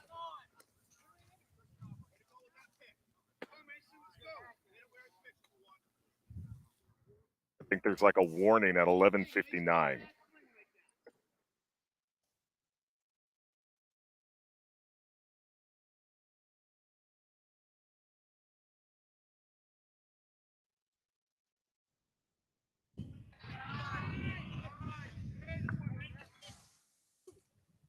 He's going to be on it. He's going to be on our show in a couple weeks again. He's a cool dude, first of all. But the other thing is, too, is that he's got some of these clocks, and he's going to bring a couple in next time he's on the air. They're just really, really cool. Timepieces in general. He's talking about how his dad, who still works on clocks, used to work these big bell tower clocks. All right. Oh, yeah, I mean, like you'd have to climb into it and stuff like that. It was a pretty cool story. There's a rope way back. That's going to go to the fence. As Perkins is going to pull up the second with a double as that ball was over everybody. That was a solid shot. That's a double for the right fielder. That's the first time somebody's hit the ball really hard at all in like the last since the first. Right, and that'll bring up center fielder John Anderson.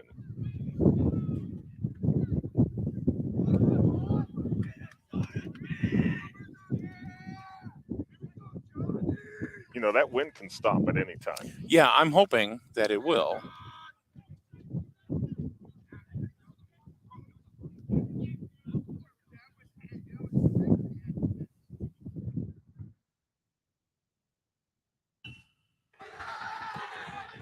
But back, they're going to go to third, and everyone's got to be safe. But nice backup there by the left fielder.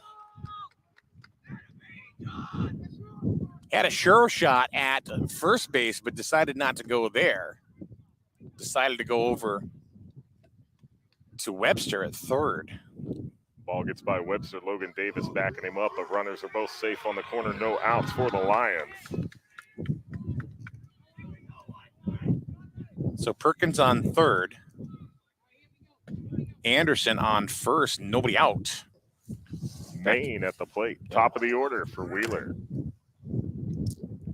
He got on base and scored in the first. Got on an error and struck out in the second.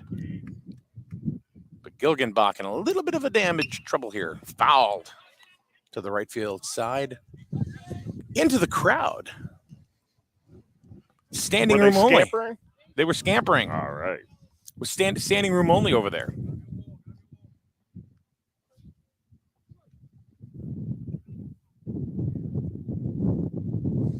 That's wrong. A couple people are sitting. Off speed pitch, strike two. So Maine quickly behind 0-2.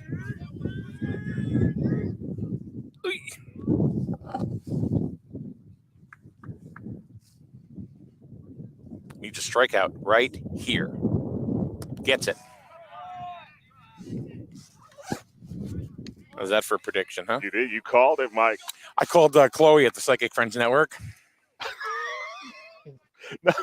Who was that had those like 900 numbers back? Was that Miss Chloe? Yeah. Was that who it was? Yeah. Well, that's what friends are for. Deanna Warwick was all about it. She was about it. Keep smiling. Keep ground ball to second.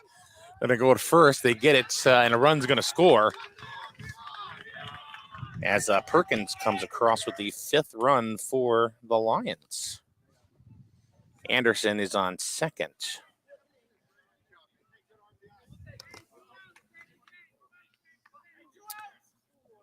Two down.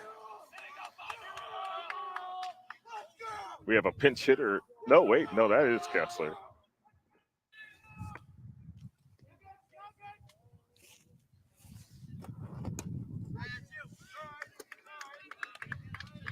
Kessler had a base hit and lined out to Garvin.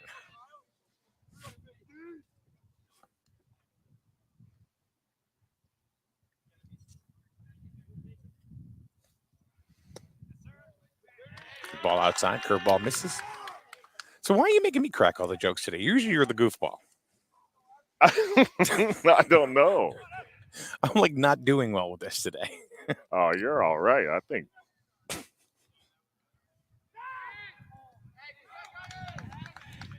Went to second to check on Anderson. He gets back safely. Counts 1-1 to Kessler. I also think, too, that Billy Kane is switching people around just to see where they look or how they look. Well, he has said that. He said it, yeah. Right, he said it right on the morning show. He's going to move people around. Big swing and a miss for Kessler. Kessler is he's an incredible athlete. On the football field, he's definitely a game changer. Oh, yeah. Well, he gets to the outside, he was gone. 2 steps, and he's at full speed. He's gone.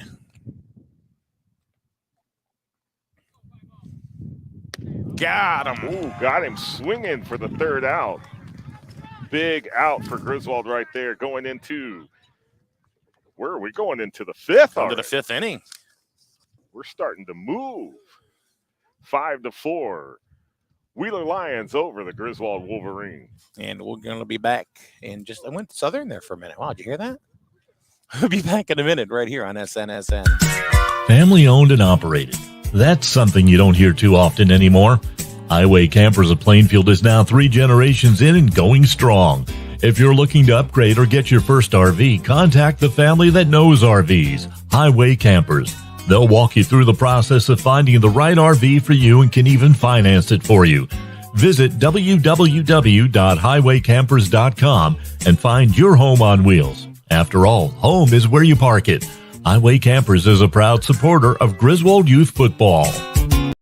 Life is full of choices. At Jewett City Savings Bank, we can make one choice easy, finding the right checking account. We offer a range of affordable accounts to fit your budget and needs, and each gives you the freedom to access your money the way you want, online, through our mobile app, or with your debit card. It's your money and your choice. To learn more about the account that's right for you, stop by one of our offices or visit us at jcsbank.com. Jewett City Savings Bank, member FDIC. And welcome back to Wheeler High School. We have some changes here for Wheeler. We got a new pitcher. Number 11, Braden Anderson, comes in from 3rd. He will be now on the hill. Number 23, Sean Burgle. Did he come out of the game? He is done. Or is that him in left?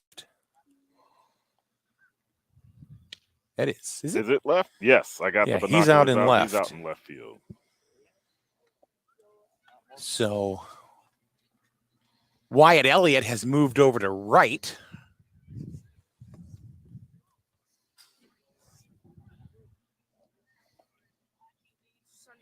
And Mason Perkins, where did he go? Number 21.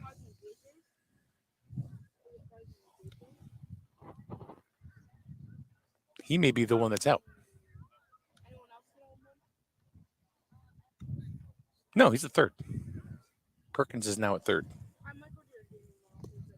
So he goes from right field to 3rd. They didn't have any substitutions. They just moved people around. They did.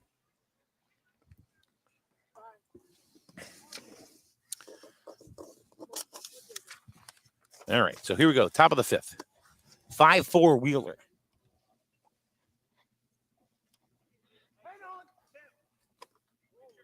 Nolan Webster coming to the plate for Griswold. Got a walk and a double. Run scored in the 3rd. Little work to do. They're down by 1 with the new pitcher on the hill. Thanks for joining us here at Wheeler High School today. Beautiful day. Thank you very much to Wheeler High School and Ellen Turner, the athletic director here at Wheeler High School, for allowing us to come and do the game today. Ellen's always a great hostess here at Wheeler High School. She's a very funny lady. She's she's very nice, very kind. She'll make you laugh too. 2-0. That's always good. It is.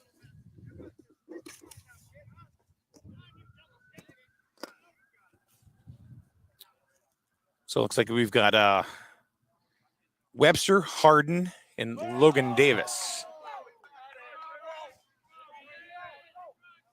It looks like we're going to get a pinch hitter.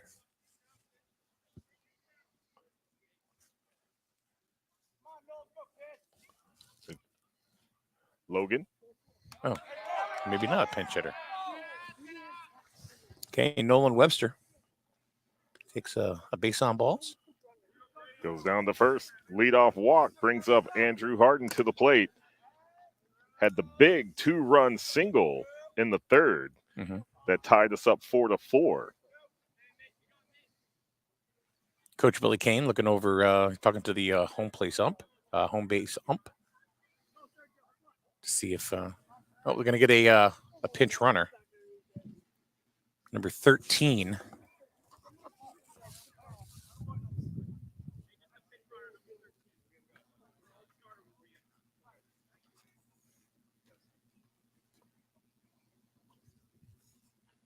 Sergio.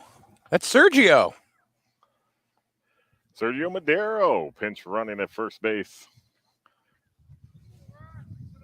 Our cameraman, very, very fond of Sergio. Yeah, that's Uncle Ron. It's Uncle Ron. It's a family affair. Ball 1. Nope. He called that a strike? I don't think so. Oh. Ron, did he call it a strike? Yeah. We may never know. It's like Nolan Webster's going to be starting to throw in the bullpen.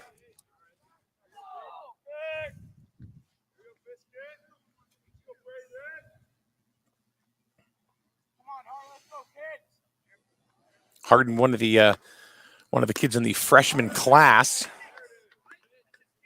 kind of went upstairs on that one. Yeah, chased one up there for strike 1. They don't teach that in hitting class. No. But they do teach call timeout. Hey, make sure you're ready to get up there. Throw the pitcher off balance a little bit. We may have seen the end of Gilgenbach for the day. That's going to go. I hit him. And he's not happy about it. No. I don't think he was trying to hit him. Especially in a 5-4 ball game, you certainly don't want to. That's not intentional. No, but it does take the bat out of Andrew's hands. It puts runners on first and second for Griswold. Logan Davis coming up to the plate. Collins out there to talk to his new pitcher. But Andrew rubbing it out there on first, making sure he's good to go on the base paths.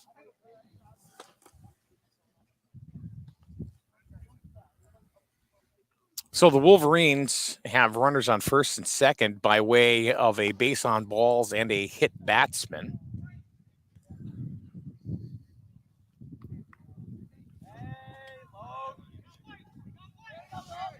Here's Logan Davis. Had a sacrifice bunt and bounced to third. 1 for 2 officially. And he's trying for another one. But he offered at it. Had a pitch out of the strike zone. 0-1.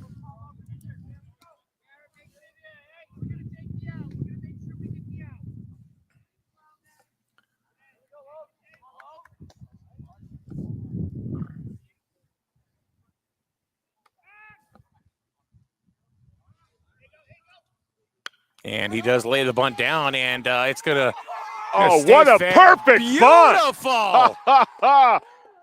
Bunt base hit for Logan Davis. Bases loaded, no outs. It just hit the lip of the grass, and it just stayed there. It just died. So now the bases are loaded for Gav. No.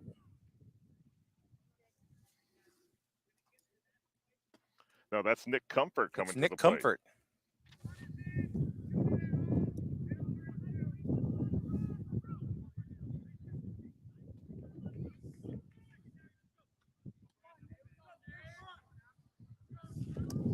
So he's up for the first time with the bases loaded. And there's a foul, an almost nice diving try by the first baseman from Wheeler. Matt Pierce, great attempt. Just out of his reach, though. Right, Comfort swinging at the first pitch, slices it off. BE aggressive. It's almost like you live with a cheerleading coach. Yeah, kind of. And a cute one at that.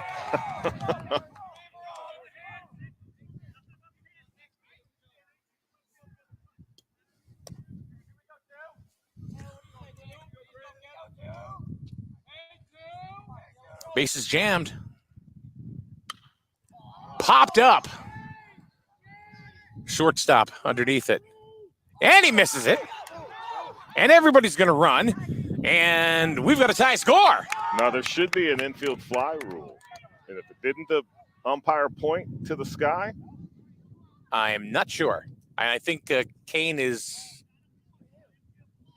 explaining that to the players there. I think the ump is doing it as well.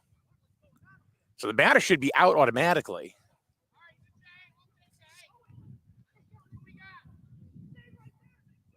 So Wheeler able to pick up a double play on some confusion on the base pass for the Wolverines. The umpiring crew definitely having some challenges today. But Wolverines officially have tied it up.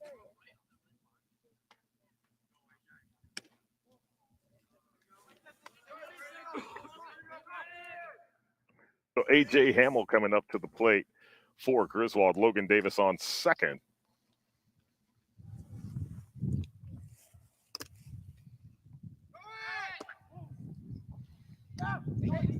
He's safe at third. Davis still in third. He's 90 feet away.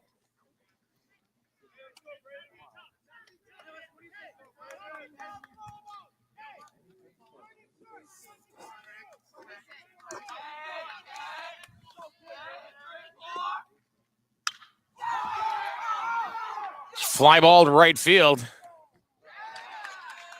Caught by the right fielder, so Wheeler gets out of the fifth with minimal damage. That inning confused me. Did it not?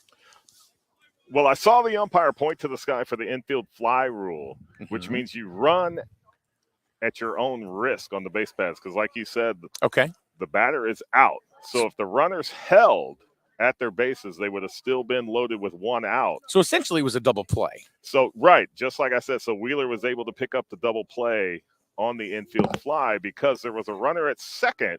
Andrew did not advance to third. Then when he went to third, they were able to make the tag for the second out, which then just like that, no outs, bases loaded to one runner on two outs. Then the fly out to right ended the inning for the Wolverines. But Nolan Webster was able to come in and score the fifth run for Griswold. So we're now knotted back up 5-5. All right, we're going to take a quick break, and we'll be back in a minute right here. 5-5 is the score, just like John said. We are live here from Wheeler High School. Did you know that Allstate Insurance, the Trahan agency, has 2 offices now, Plainfield and East Lyme? And that's good news for you, since Kevin Trahan has been in the insurance business for well over a quarter of a century. Plus, he's easy to find. Just search in any browser, Kevin Trahan, Allstate Insurance, and when you get to his Facebook page, you'll find tons of helpful information on questions you may not even have thought to ask. Allstate Insurance, Trahan Agency, Plainfield and East Lyme. Proud sponsor of Griswold Youth Football. There are all sorts of advertisements that ask you to shop local. When you think local car service and repair, look to Winton Automotive on North Main Street, Jewett City. When you go to Winton Automotive, you deal directly with the owner, Ken Winton. How's that for peace of mind? Brakes, tires, oil changes, or general maintenance, and Winton Automotive even posts helpful info on Facebook that may prevent costly repairs. Winton Automotive, North Main Street, Jewett City, proud sponsor of Wolverine Baseball on SNSN. And we're back. And I just want to let you know a little heads up. Our chat room, a little bit of spam. Oh, you know, by somebody say, "Hey, watch this in 4K." No. Spam artists, scam. Scammy spam. Yeah. You know, the guy's name is Ferdy. So how about scammy? Right. So here in the bottom of the 5th inning, senior captain Matt Pierce coming to the plate. So don't click his links, by the way, just so you know, guys and ladies. Takes a strike at the bottom of the strike zone. So Pierce, with a single in the first, came around to score, struck out in the 3rd. And here we are in the 5th. Fouls it off 0-2.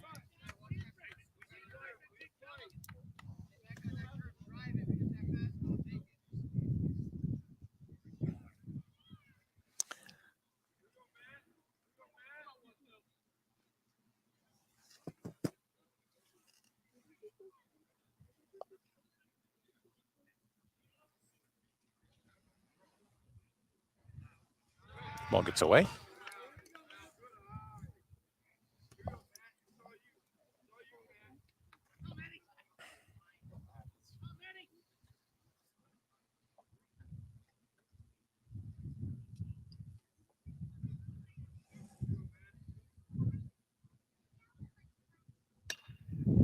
Pierce reaches out for that one, puts it into the Griswold dugout, bounces in and out into the woods. And beyond.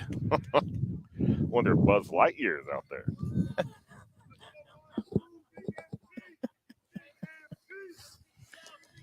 Oh, Lordy. Fives are wild. 5-5 the score, bottom of the 5th. Here's a grounder. Slow grounder. And the ball gets away. From Hamill into the stands. And the ball's officially out of play when it's past this red line here at Wheeler. Right. So, E6.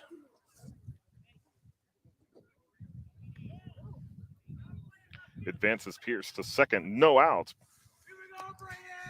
Brings up Anderson to the plate, who's now pitching for the Lions.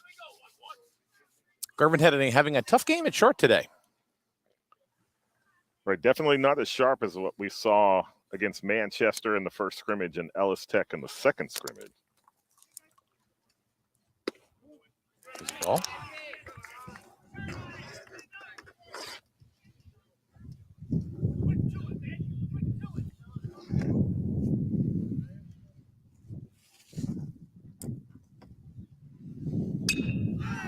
Pop up, right field, right center field. Corey Smith comes up with it, fires it back into second. Runner does not advance. One down. Here's Burgle, who's now in left field.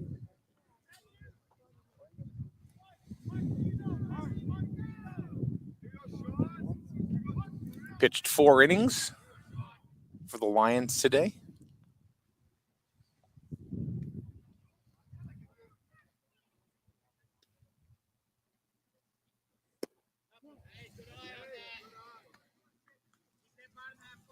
Burgle has a base. He's got a couple of base hits today. I've been stranded both times. Yeah. 2 for 2. Really pitched a good game. It's going to be unfortunate he's going to get a no decision today. Bouncer to third. Nice throw to A.J. Hamill. And A.J. decided to throw it across the diamond again and almost got away. A good scoop by the third baseman. So 2 down. Pierce goes to third. Here's Wyatt Elliott. Walked in the first, stranded there, struck out in the third.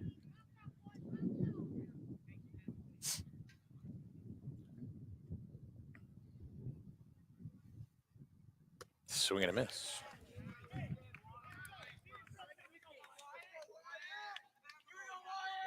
Wyatt's out in right field now, correct?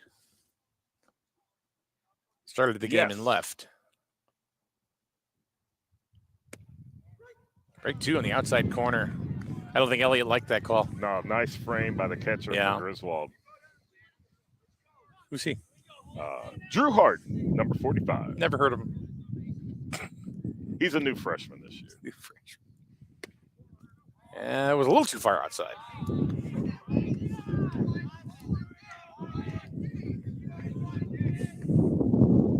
Look over to the Wolverine bench. They got quite a few new freshmen.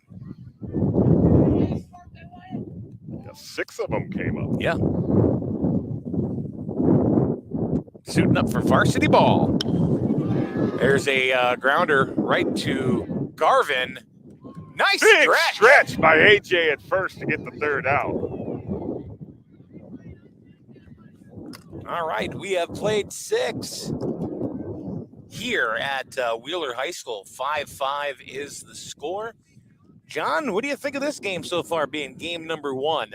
I tell you what, it's been an exciting game for the first 5 innings of this ball game. You know, Wheeler able to jump ahead quickly, 4-0 over Griswold. Griswold had a huge second inning. They come back in, and here we are going into the 6th inning, knotted up again, 5-5.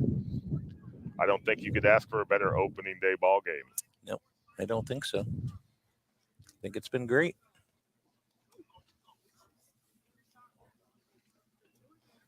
It's been a good game. Excellent game. And once again, for Griswold, who's leading off the 9-hole, Corey Smith, center fielder.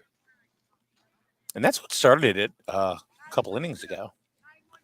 Right, in the 3rd, he came back with a leadoff double.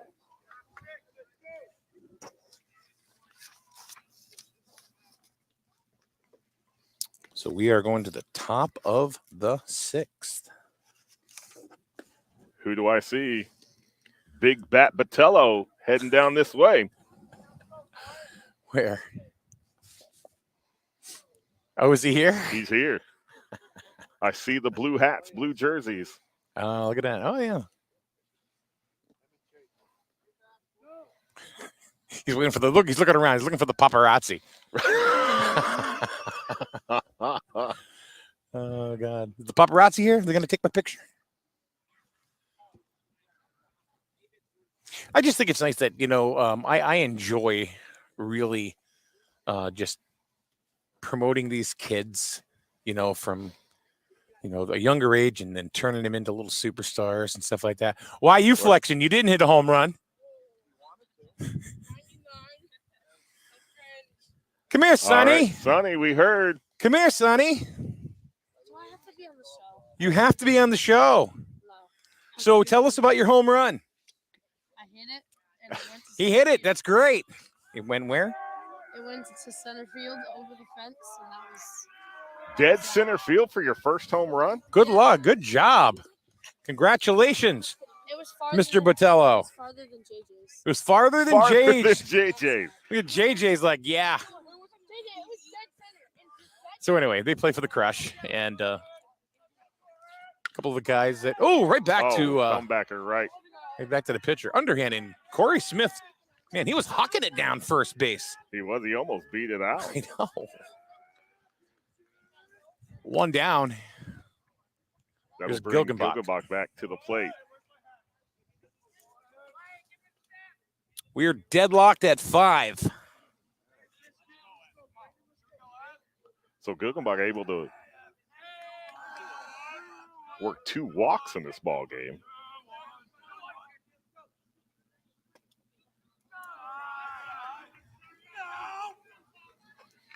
The banners are messing up on the screen here.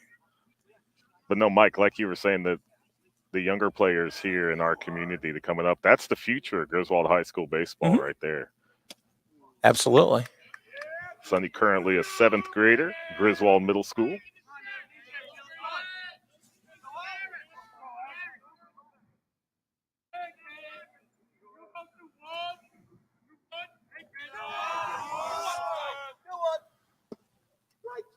Ooh, Delayed strike call by the umpire. I think the curveball fooled the ump too, not just the batter and the catcher, because the catcher kind of buckled a little bit as well. Kessler did. So Evan behind 1-2. Circa looking on the outside corner. Yeah, it looked a little, well, it's hard to tell from where we are on the first base side, kind of diagonal. And here's Garvin with 2 down. 0 for 3 on the day. Nothing happening for the Wolverines here in the top of the 6th. Strike 1, inside corner. It's like that curveball just kind of broke in to the inside part of the plate.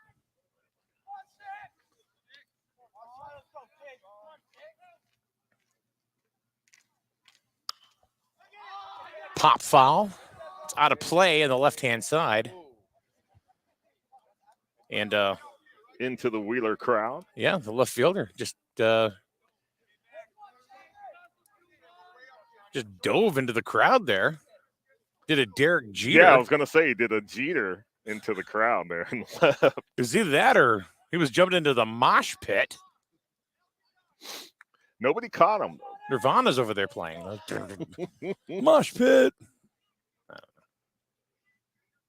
Okay. All right. Slam that one. And he's even chuckling too. That's about a 40-foot fastball. And it seemed like it got caught in his hand. Yeah, he got that ant though. It was an old Jim Palmer palm ball. That's what that was. See how he comes back from that pitch. He's still chuckling though.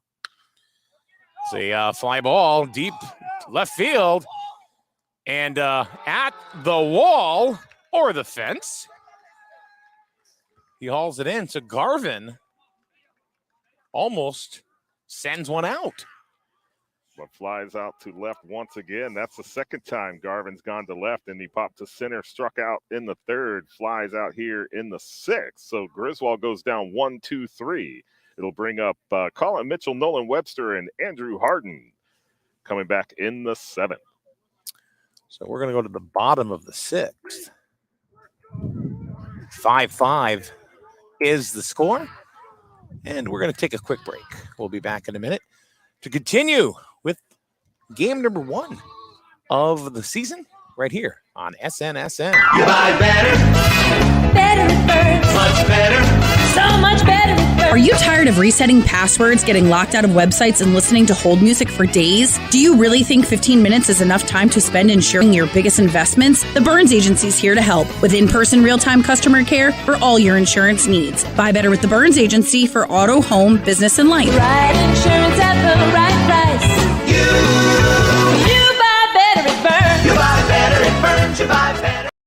Spring is here and Easter is almost here as well. Spring flowers and arrangements are now ready for you at Jewett City Greenhouse and Florist. There's no better place to get a beautiful Easter lily either for yourself or as a gift. The D'Amico family has been serving our area for 4 generations. Remember, they also have the perfect solution for weddings, proms, memorial services, and Mother's Day is just around the corner too. Order on JewettCityFlorist.com or visit their store on Ashland Street. Jewett City Florist and Greenhouse is a proud sponsor of Griswold Baseball. All right, here we go. They're in the bottom of the 6th, 5-5. We've got a great ball game. Scoring has really come in bunches. Right. It's been score a couple runs, take an inning off, score a couple runs, take an inning off. But here we are, 5-5 going into the bottom of the 6th. Griswold now has Nolan Webster on the mound. Evan Gilkebach moves to 3rd. A.J. Hamill stays at 1st. No other changes in the defensive positioning for Griswold.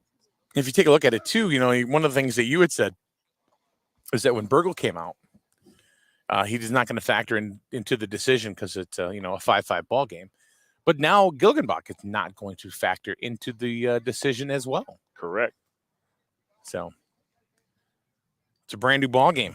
Right. Inning and a half left in this ball game, knotted up 5-5. It's really anyone's ball game. Yeah. Webster throws a little bit harder than Evan does. Relies a little bit more on power than finesse, I would think. Right, a little less movement on his pitches, but like you said, there's a little bit more velocity. Some more zip. If he can generate as many Ks as Evan was able to do. All right, here's Perkins. Swing and a miss.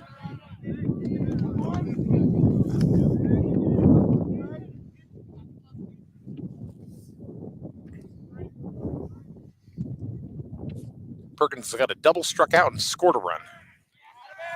Strike two. 2 pitches, 2 strikes against Perkins. All right, so let's get it out there right out of the bat, so we don't harp on this all year. Strike three. Oh, 3-pitch strikeout for Webster. Speaking of Webster, Mm-hmm. what's his first name? Nolan. Oh, what's his brother's name? Ryan. Oh, like in Nolan Ryan. Yeah, that was purposeful too. I know. I said that to his father a couple years ago, and he looked at me like I was stupid. He goes, "You're just figuring this out." 4 pitches, 4 strikes for Nolan Webster. I don't think Dan would look at you like you were stupid. Oh, yeah. I couldn't see that. No. You didn't see it. 5 pitches, 5 strikes. 0-2 to Anderson. Maine is on deck, who's got a couple of strikeouts himself today. Wow. Wow. Look at that. Bring in the heat. Dealing. 6 pitches, 6 strikes, 2 Ks. Brings up Maine's #1 batter for the Lions. Struck out in the 4th. That's 11 strikeouts for Wolverine pitching so far today.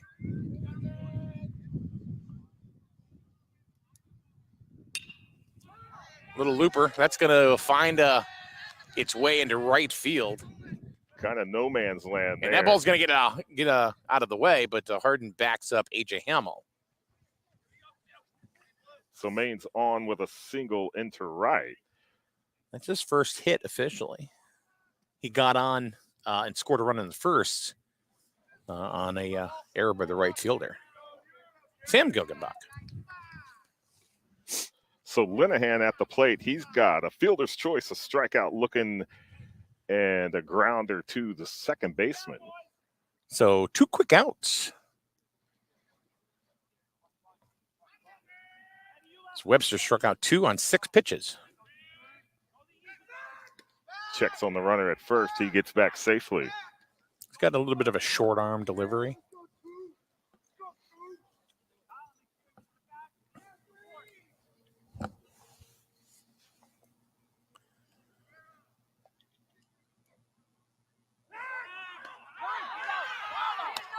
Oh. Griswold thinks they had him at first. Umpire indicates safe. That's a quick move.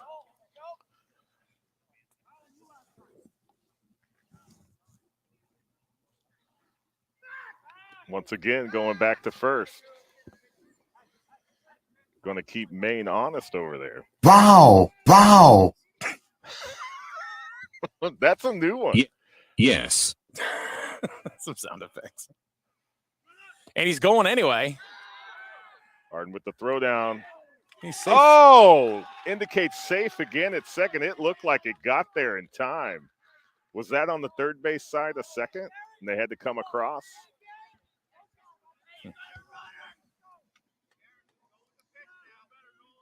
So a steal of second by James May. So now they have a runner on in scoring position.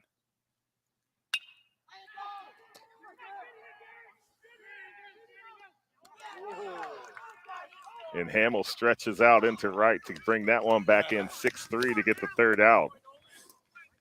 And one of the coaches tried to say he got pulled off here. So we are going to go to the top of the 7th. Top of the 7th, 5-5. So Griswold gets out of a little bit of damage there in the bottom of the 6th. They got 2 quick strikeouts against the number 8 and number 9 batters. Maine was able to get on with a bloop single into right. Stoll second. And then Linehan hits it to Garvin at short, who throws it over to Hamill to get the third out. And here we are, 7th inning. So let's preview it up a little bit here. We got Colin Mitchell, Nolan Webster, and Drew Harden. So you got the meat of the lineup coming up. Probably the most productive right there so far has been Drew Harden with a base hit and a couple of RBIs. Nolan Webster scored a couple of runs. Colin Mitchell scored a run. So you got some players that are coming up for the Wolverines here who have factored into the scoring today. Right. So. I think Coach Kane, going into the top of the 7th here tie ball game, he's got the part of his lineup that he would want to see at this point in this ball game where it's at. 3, 4, 5. And this is going to be the second inning of work for Braden Anderson. Braden Anderson, the Wheeler pitcher, who had a 1-2-3 inning in his first inning of work. Right, had the comebacker from Corey Smith for the first out, then struck out Gilgenbach looking, and then a fly out to left for Garvin. That was a deep fly out. Right, and then the starting pitcher for Wheeler able to bring that in. So once again, thanks everybody for joining us today here on SNSN. If you missed any part of this ball game, you can certainly go back afterwards and check it on YouTube and watch the game in its entirety as well as the game stays up there. So, you can review it and check things out. And we've had coaches tell us that they do watch the game. They don't even run video anymore. Yeah. Right. But yeah, make sure you share the video with your friends and family. Get it out there. Griswold High School baseball being brought to you live and in color. See, now the sound effect we want to hear at the end of this game is all I do is win, win, win, no matter what. All right, here we go. Colin Mitchell leading it off here in the top of the 7th inning. 5-5 the score. Anderson on the hill. Here we go. Curveball, strike one.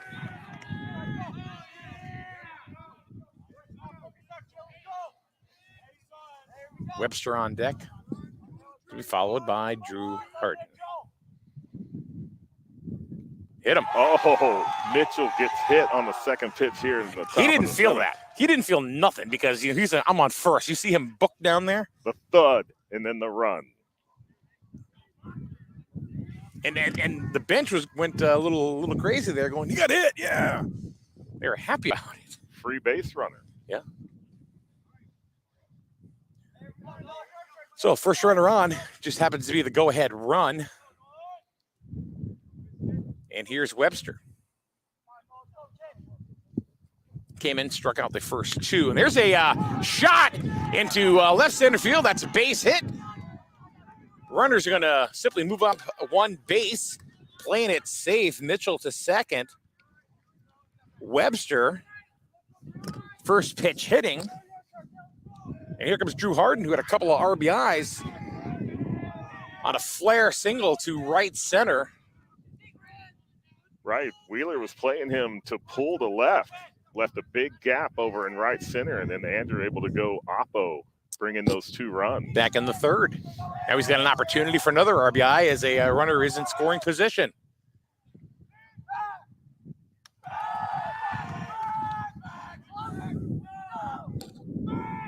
Second baseman wasn't even looking for that one, I don't think.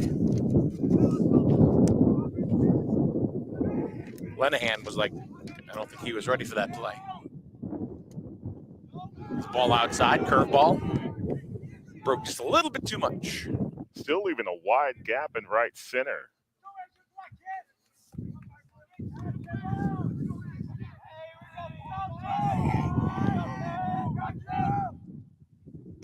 Ball 2. Drew's in the zone. You can see he's shaking his head yes. Chewing the gum, shaking the head. He's dialed in. 2 balls, no strikes. First and second. 5-5 the score. Opening day.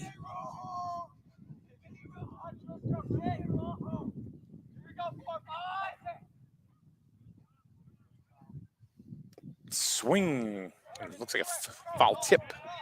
Fouled it off. Strike 1, 2-1 against Andrew. Runners at first and second. Top of the 7 tie ball game. 5-5. You're standing up, Mike. A little bit of drama. The Drama Llama has made it here to Wheeler. Great opening day ball game. Emu, and Doug. 2-1. Here's the pitch. That ball is outside. 3-1. For those of you scoring at home. Get your own scorebook. Keep score. Checking on Mitchell at second. The ball goes into center field. And now the go-ahead run is on third. 90 feet away.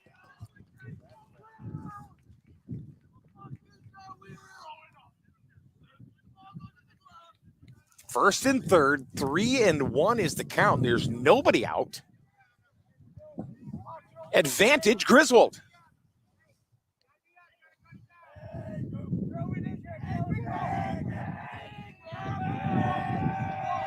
Here's the pitch.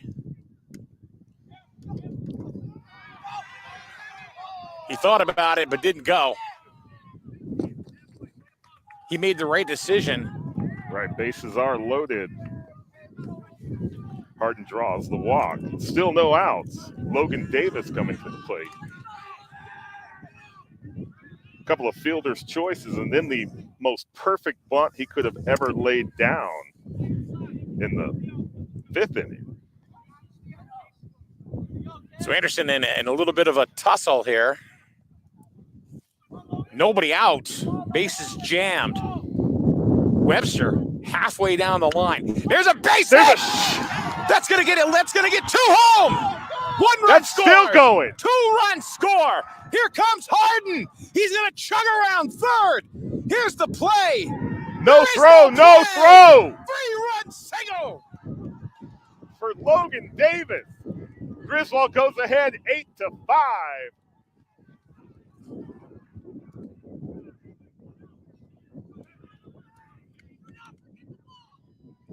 So Logan Davis clears the bases on a 3-run single he laced in the left center field.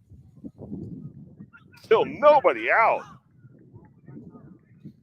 Comfort coming to the plate with another runner in scoring position for Griswold.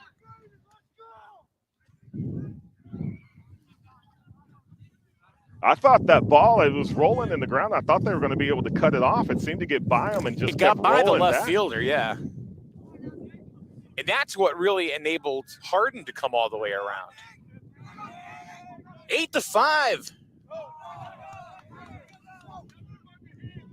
Griswold in the lead in the bottom of the 6th. Top of the 6th. No, top of the 7th. See, I am all a fluster. I don't even know. I'm going home. We got to warm up.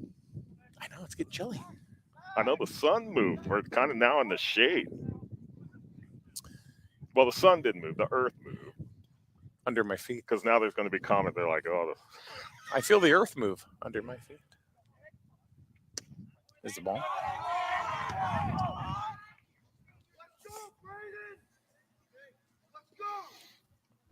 So we get a little overly excited there, but you know what? It's opening day. So what? And it's baseball. And it's baseball.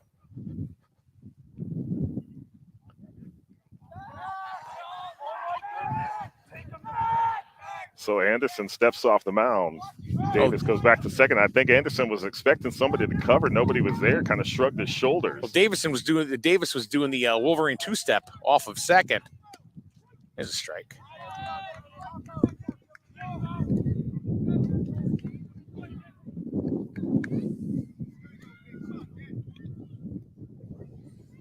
God, did we just fanboy that whole thing, didn't we? We did a bunch of homers. Nice pitch. Oh, nice pitch on the outside corner. Sits Comfort down. That's the first out. Here's A.J. Hamill. He's had to stretch out those hamstrings at first on a couple of throws over, but he was able to bring them in for some outs. Imagine this kid getting a hold of one. Good Lord. It's going to hit the top of Wheeler High School. It'll go to Westerly. Yeah. Nice play by Anderson. One pitch, bouncer back to the mound. 2 down. Here's Corey Smith. But it does bring Davis to third. You okay over there? I'm cold. Well, they told us not to start a campfire over here, so. Dang city ordinances. Swing and a miss. Strike one. So looking ahead to the bottom of the 7th, Kessler, Pierce, and Anderson. 3, 4, and 5 for Wheeler.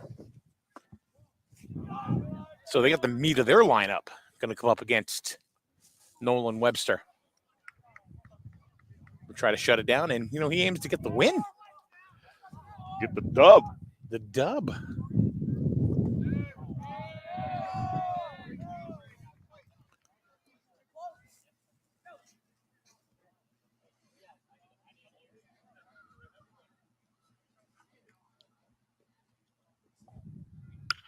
There's a liner right to second base. Right to second base. That'll end the 7th for Griswold. But not without some damage. Getting a 3-run single by Logan Davis puts Griswold ahead 8-5 over the Wheeler Lions. But like you said, Wheeler right here, number 3, 4, 5 hitters coming up to the plate, starting off with the big man behind the plate, Kyle Kessler. Mm-hmm. Then going to captain Matt Pierce. Then pitcher Braden Anderson.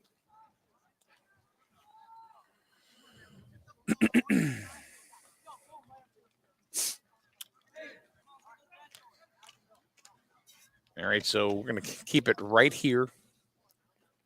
Webster's back on the hill. Looking for 3 outs for the Wolverines to go ahead and claim victory number 1. Bottom 7th.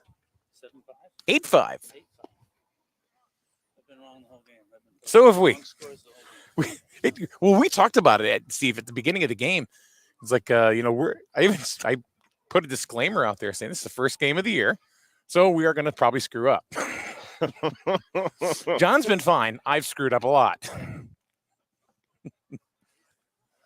So don't. Huh? What's that? You can take a picture. See, we even got a ticker now. Look at that thing. Yeah, we're halfway professional. Yeah, I know. Yeah, well, we're still PBS,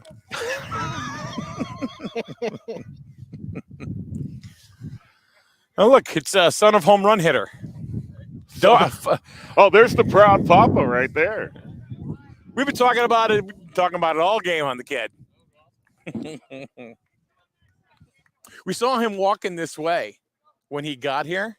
He was like looking around, like I swear it looked like he was looking for paparazzi to come start taking pictures. No, he came right over here.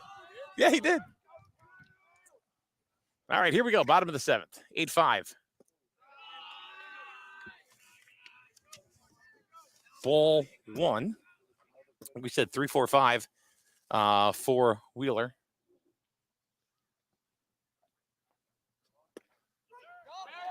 Kessler takes a strike. Comes right back in with a strike on the inside corner. Like we said before, Kessler is an amazing athlete. Plays all year round, plays football, basketball, and baseball. Thought about that breaking ball to the outside, but laid off for ball 2. That's a ball that's high, 3-1.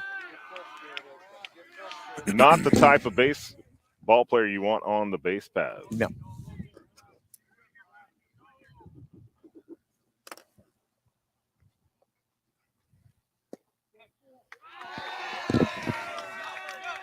So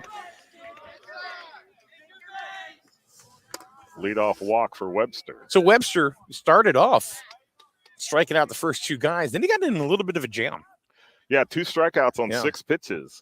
Then gave up the single to Maine. But they were able to get Linehan to hit into a 6-3 to end the inning. Here's Matt Pierce. Double strikeout and got on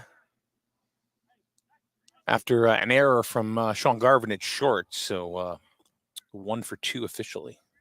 Also scored a run. There's the pitch. That ball is high. Hard and quick throw down to A.J. Hamill.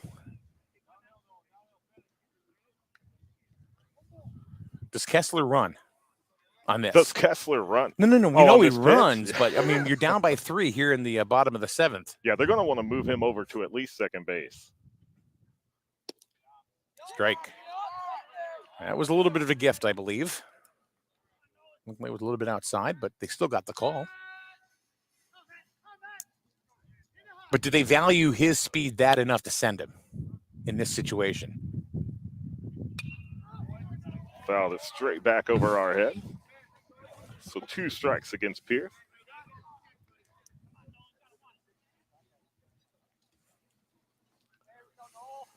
Well, the one thing that Wheeler's going to keep in mind is that Webster does have a quick move back to first. Mm-hmm. And they have checked on Kessler a couple of times.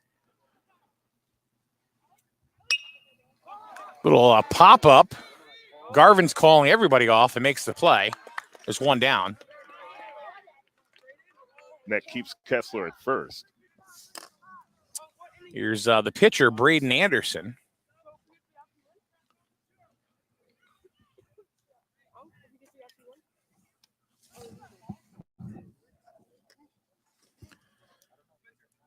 Anderson got a base hit, scored a run in the first, struck out, and flew out to center.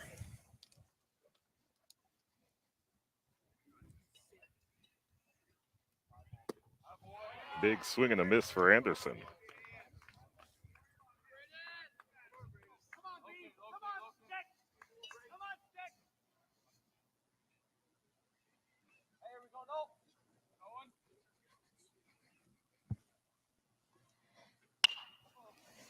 There's a roller. No one's over to first. And Mitchell booted it. Right, got under Hamill's glove into Mitchell. Mitchell flubs it, so the runners are safe.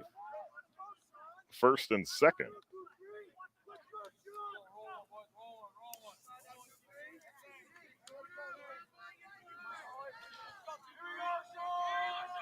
So here's starting pitcher Sean Burgle.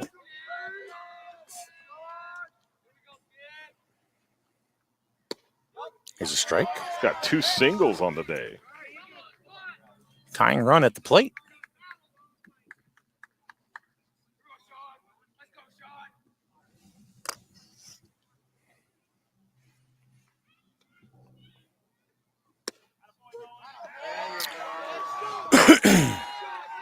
He got the call on the outside corner.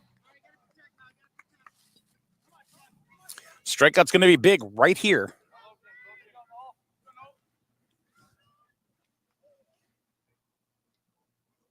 Here's the pitch. And he reaches out, and that's a bloop into right field. That's caught by Nick Comfort in right. He's going to get it into second, but Kessler will move over to third. So Kessler does go to third, just like John said, and Wyatt Elliott comes up with 2 outs. He got a base on ball, struck out, and bounced to Sean Garvin. But this is good for Griswold. They got runners on the corner for Wheeler, but they're into the bottom of their lineup. Elliott with a walk, a strikeout, then the ground out to short. That's high, but Harden's able to knock it back down. Well, that was good to see. Harden is tall enough that he got up quick enough. What is he, 6 foot? He is about a half inch shy of 6'2".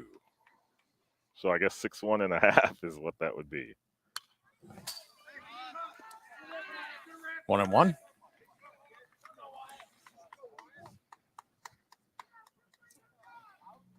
One ball, one strike, 2 outs. Griswold up 8-5. Looking to close it out.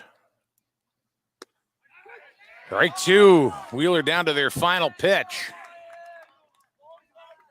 Strike caught the outside corner.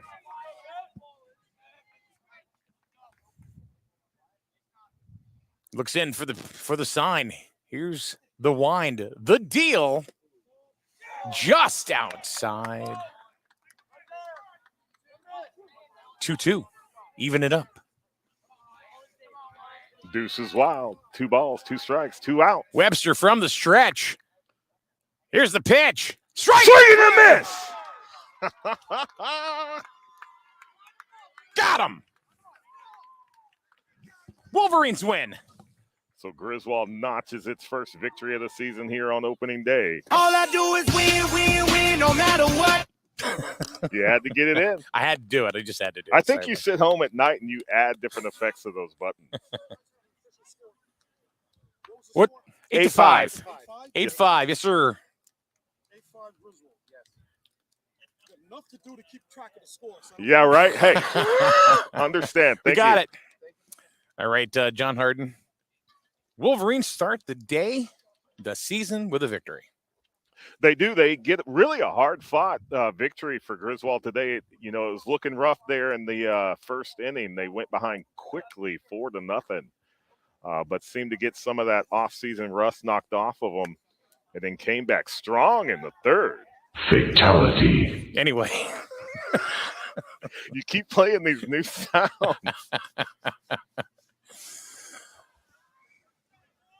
Good game. Good game. It was cold, but we did get the game off. It was supposed to be played at Dodge Stadium, but they put some treatment on the field, and the water wasn't going to drain as well as it would on a normal day because of the treatment on the field. Right. So they couldn't play there. So really, this game wasn't even supposed to be played here. No, it wasn't originally scheduled to be here. No, and Ellen Turner, I mean, because it's not just that. She's got to get officials, and everything, just to come down here. Just so the logistics involved with everything. Exactly. And Ellen Turner pulled it off for Wheeler High School. So we appreciate that because it gave hats off to her. Yeah, because it gave us a ball game, that we could go ahead and play and call. So we appreciate Wheeler High School and Mrs. Turner, the athletic director here at Wheeler. So I'll take it. Kevin Schultz. All right. We're even getting pats on the back. I know. We didn't do anything. I know. We just talked. Let's see. Look. Yeah. Even Matheson. There we go. Yeah. Anybody else? Yep. Nope. I got a free shoulder. Yeah. No. Nobody else cares. And then once again, Mr. Bill Kane with his truck that was able to provide us with power today. Yeah. You will respect my authority. You've got all new sounds. I got all new sound effects, man. I got all new sound effects. Yeah. But we're going to end it there. So, John, thank you very much, man. No, thank you, Mike. No, thank you. Thank you for thanking me. So we have a great game, 8-5. It's WrestleMania weekend. I'm psyched, man. Really? Yeah. I didn't. Yeah, tomorrow you night. hadn't mentioned it yet, I thought. Yeah, tonight's night 1, then night 2 tomorrow. You got Roman Reigns, the head of the table, the tribal chief. He's a heel. Yeah, but he's great, man. He plays a great role. True. So we'll have to see. But anyway, the Wolverines take center stage today. So good game. It was back and forth. Wheeler, John, what did you think? I mean, all of a sudden we saw the Griswold ace go out on the field, and we thought for sure, that they were going to go ahead and, maybe not have an easy time of it, but how good, Evan Gilgenbach can pitch. But, he went out there and was a little rusty right off the bat. A little rough right there in the bottom of the first. But like we said, they seemed to get kind of that first game off-season jitters knocked off of them going into the second. It looked really good in the second. But then the third, the Griswold offense came alive right there in the meat of the order, getting it done, able to come back and tie it up 4-4. Gilgenbach faced 9 batters in the first inning. And then he went on setting down 12 out of 13. So he really, really settled down and brought the game in. And the other thing, he didn't even get the win because he left the game with a 5-5 score. Right, so Nolan Webster comes in relief. Yeah. Gets 2 quick strikeouts. Boom, boom. Mm-hmm. And then just took got it into a little bit of trouble, but he got through it. And then got a couple of people on board here in the bottom of the 7th. However, he did get through that as well. So a lot of promise here with these Wolverines on game number 1 of the season. What's next? Game 2. Yeah, well, that usually does. That's actually going to be on Tuesday against Putnam. Okay. And that will be Griswold's home opener at 3:45. And we will be there for that because it is the home opener. And you ready for that one? I'm always ready. Let's play every day. Let's play 2. Yeah. All right, for John Harden, I'm Mike Bonarski. Thank you very much, everybody, for joining us here on SNSN. We appreciate your company here today. And like I said, you can go on YouTube and watch this game once again if you really want to. Because the kids are going to go watch it. Oh, absolutely. Absolutely. All right, for John, I'm Mike. Thank you very much, everyone. Final score, Griswold 8, Wheeler 5. You've been watching SNSN.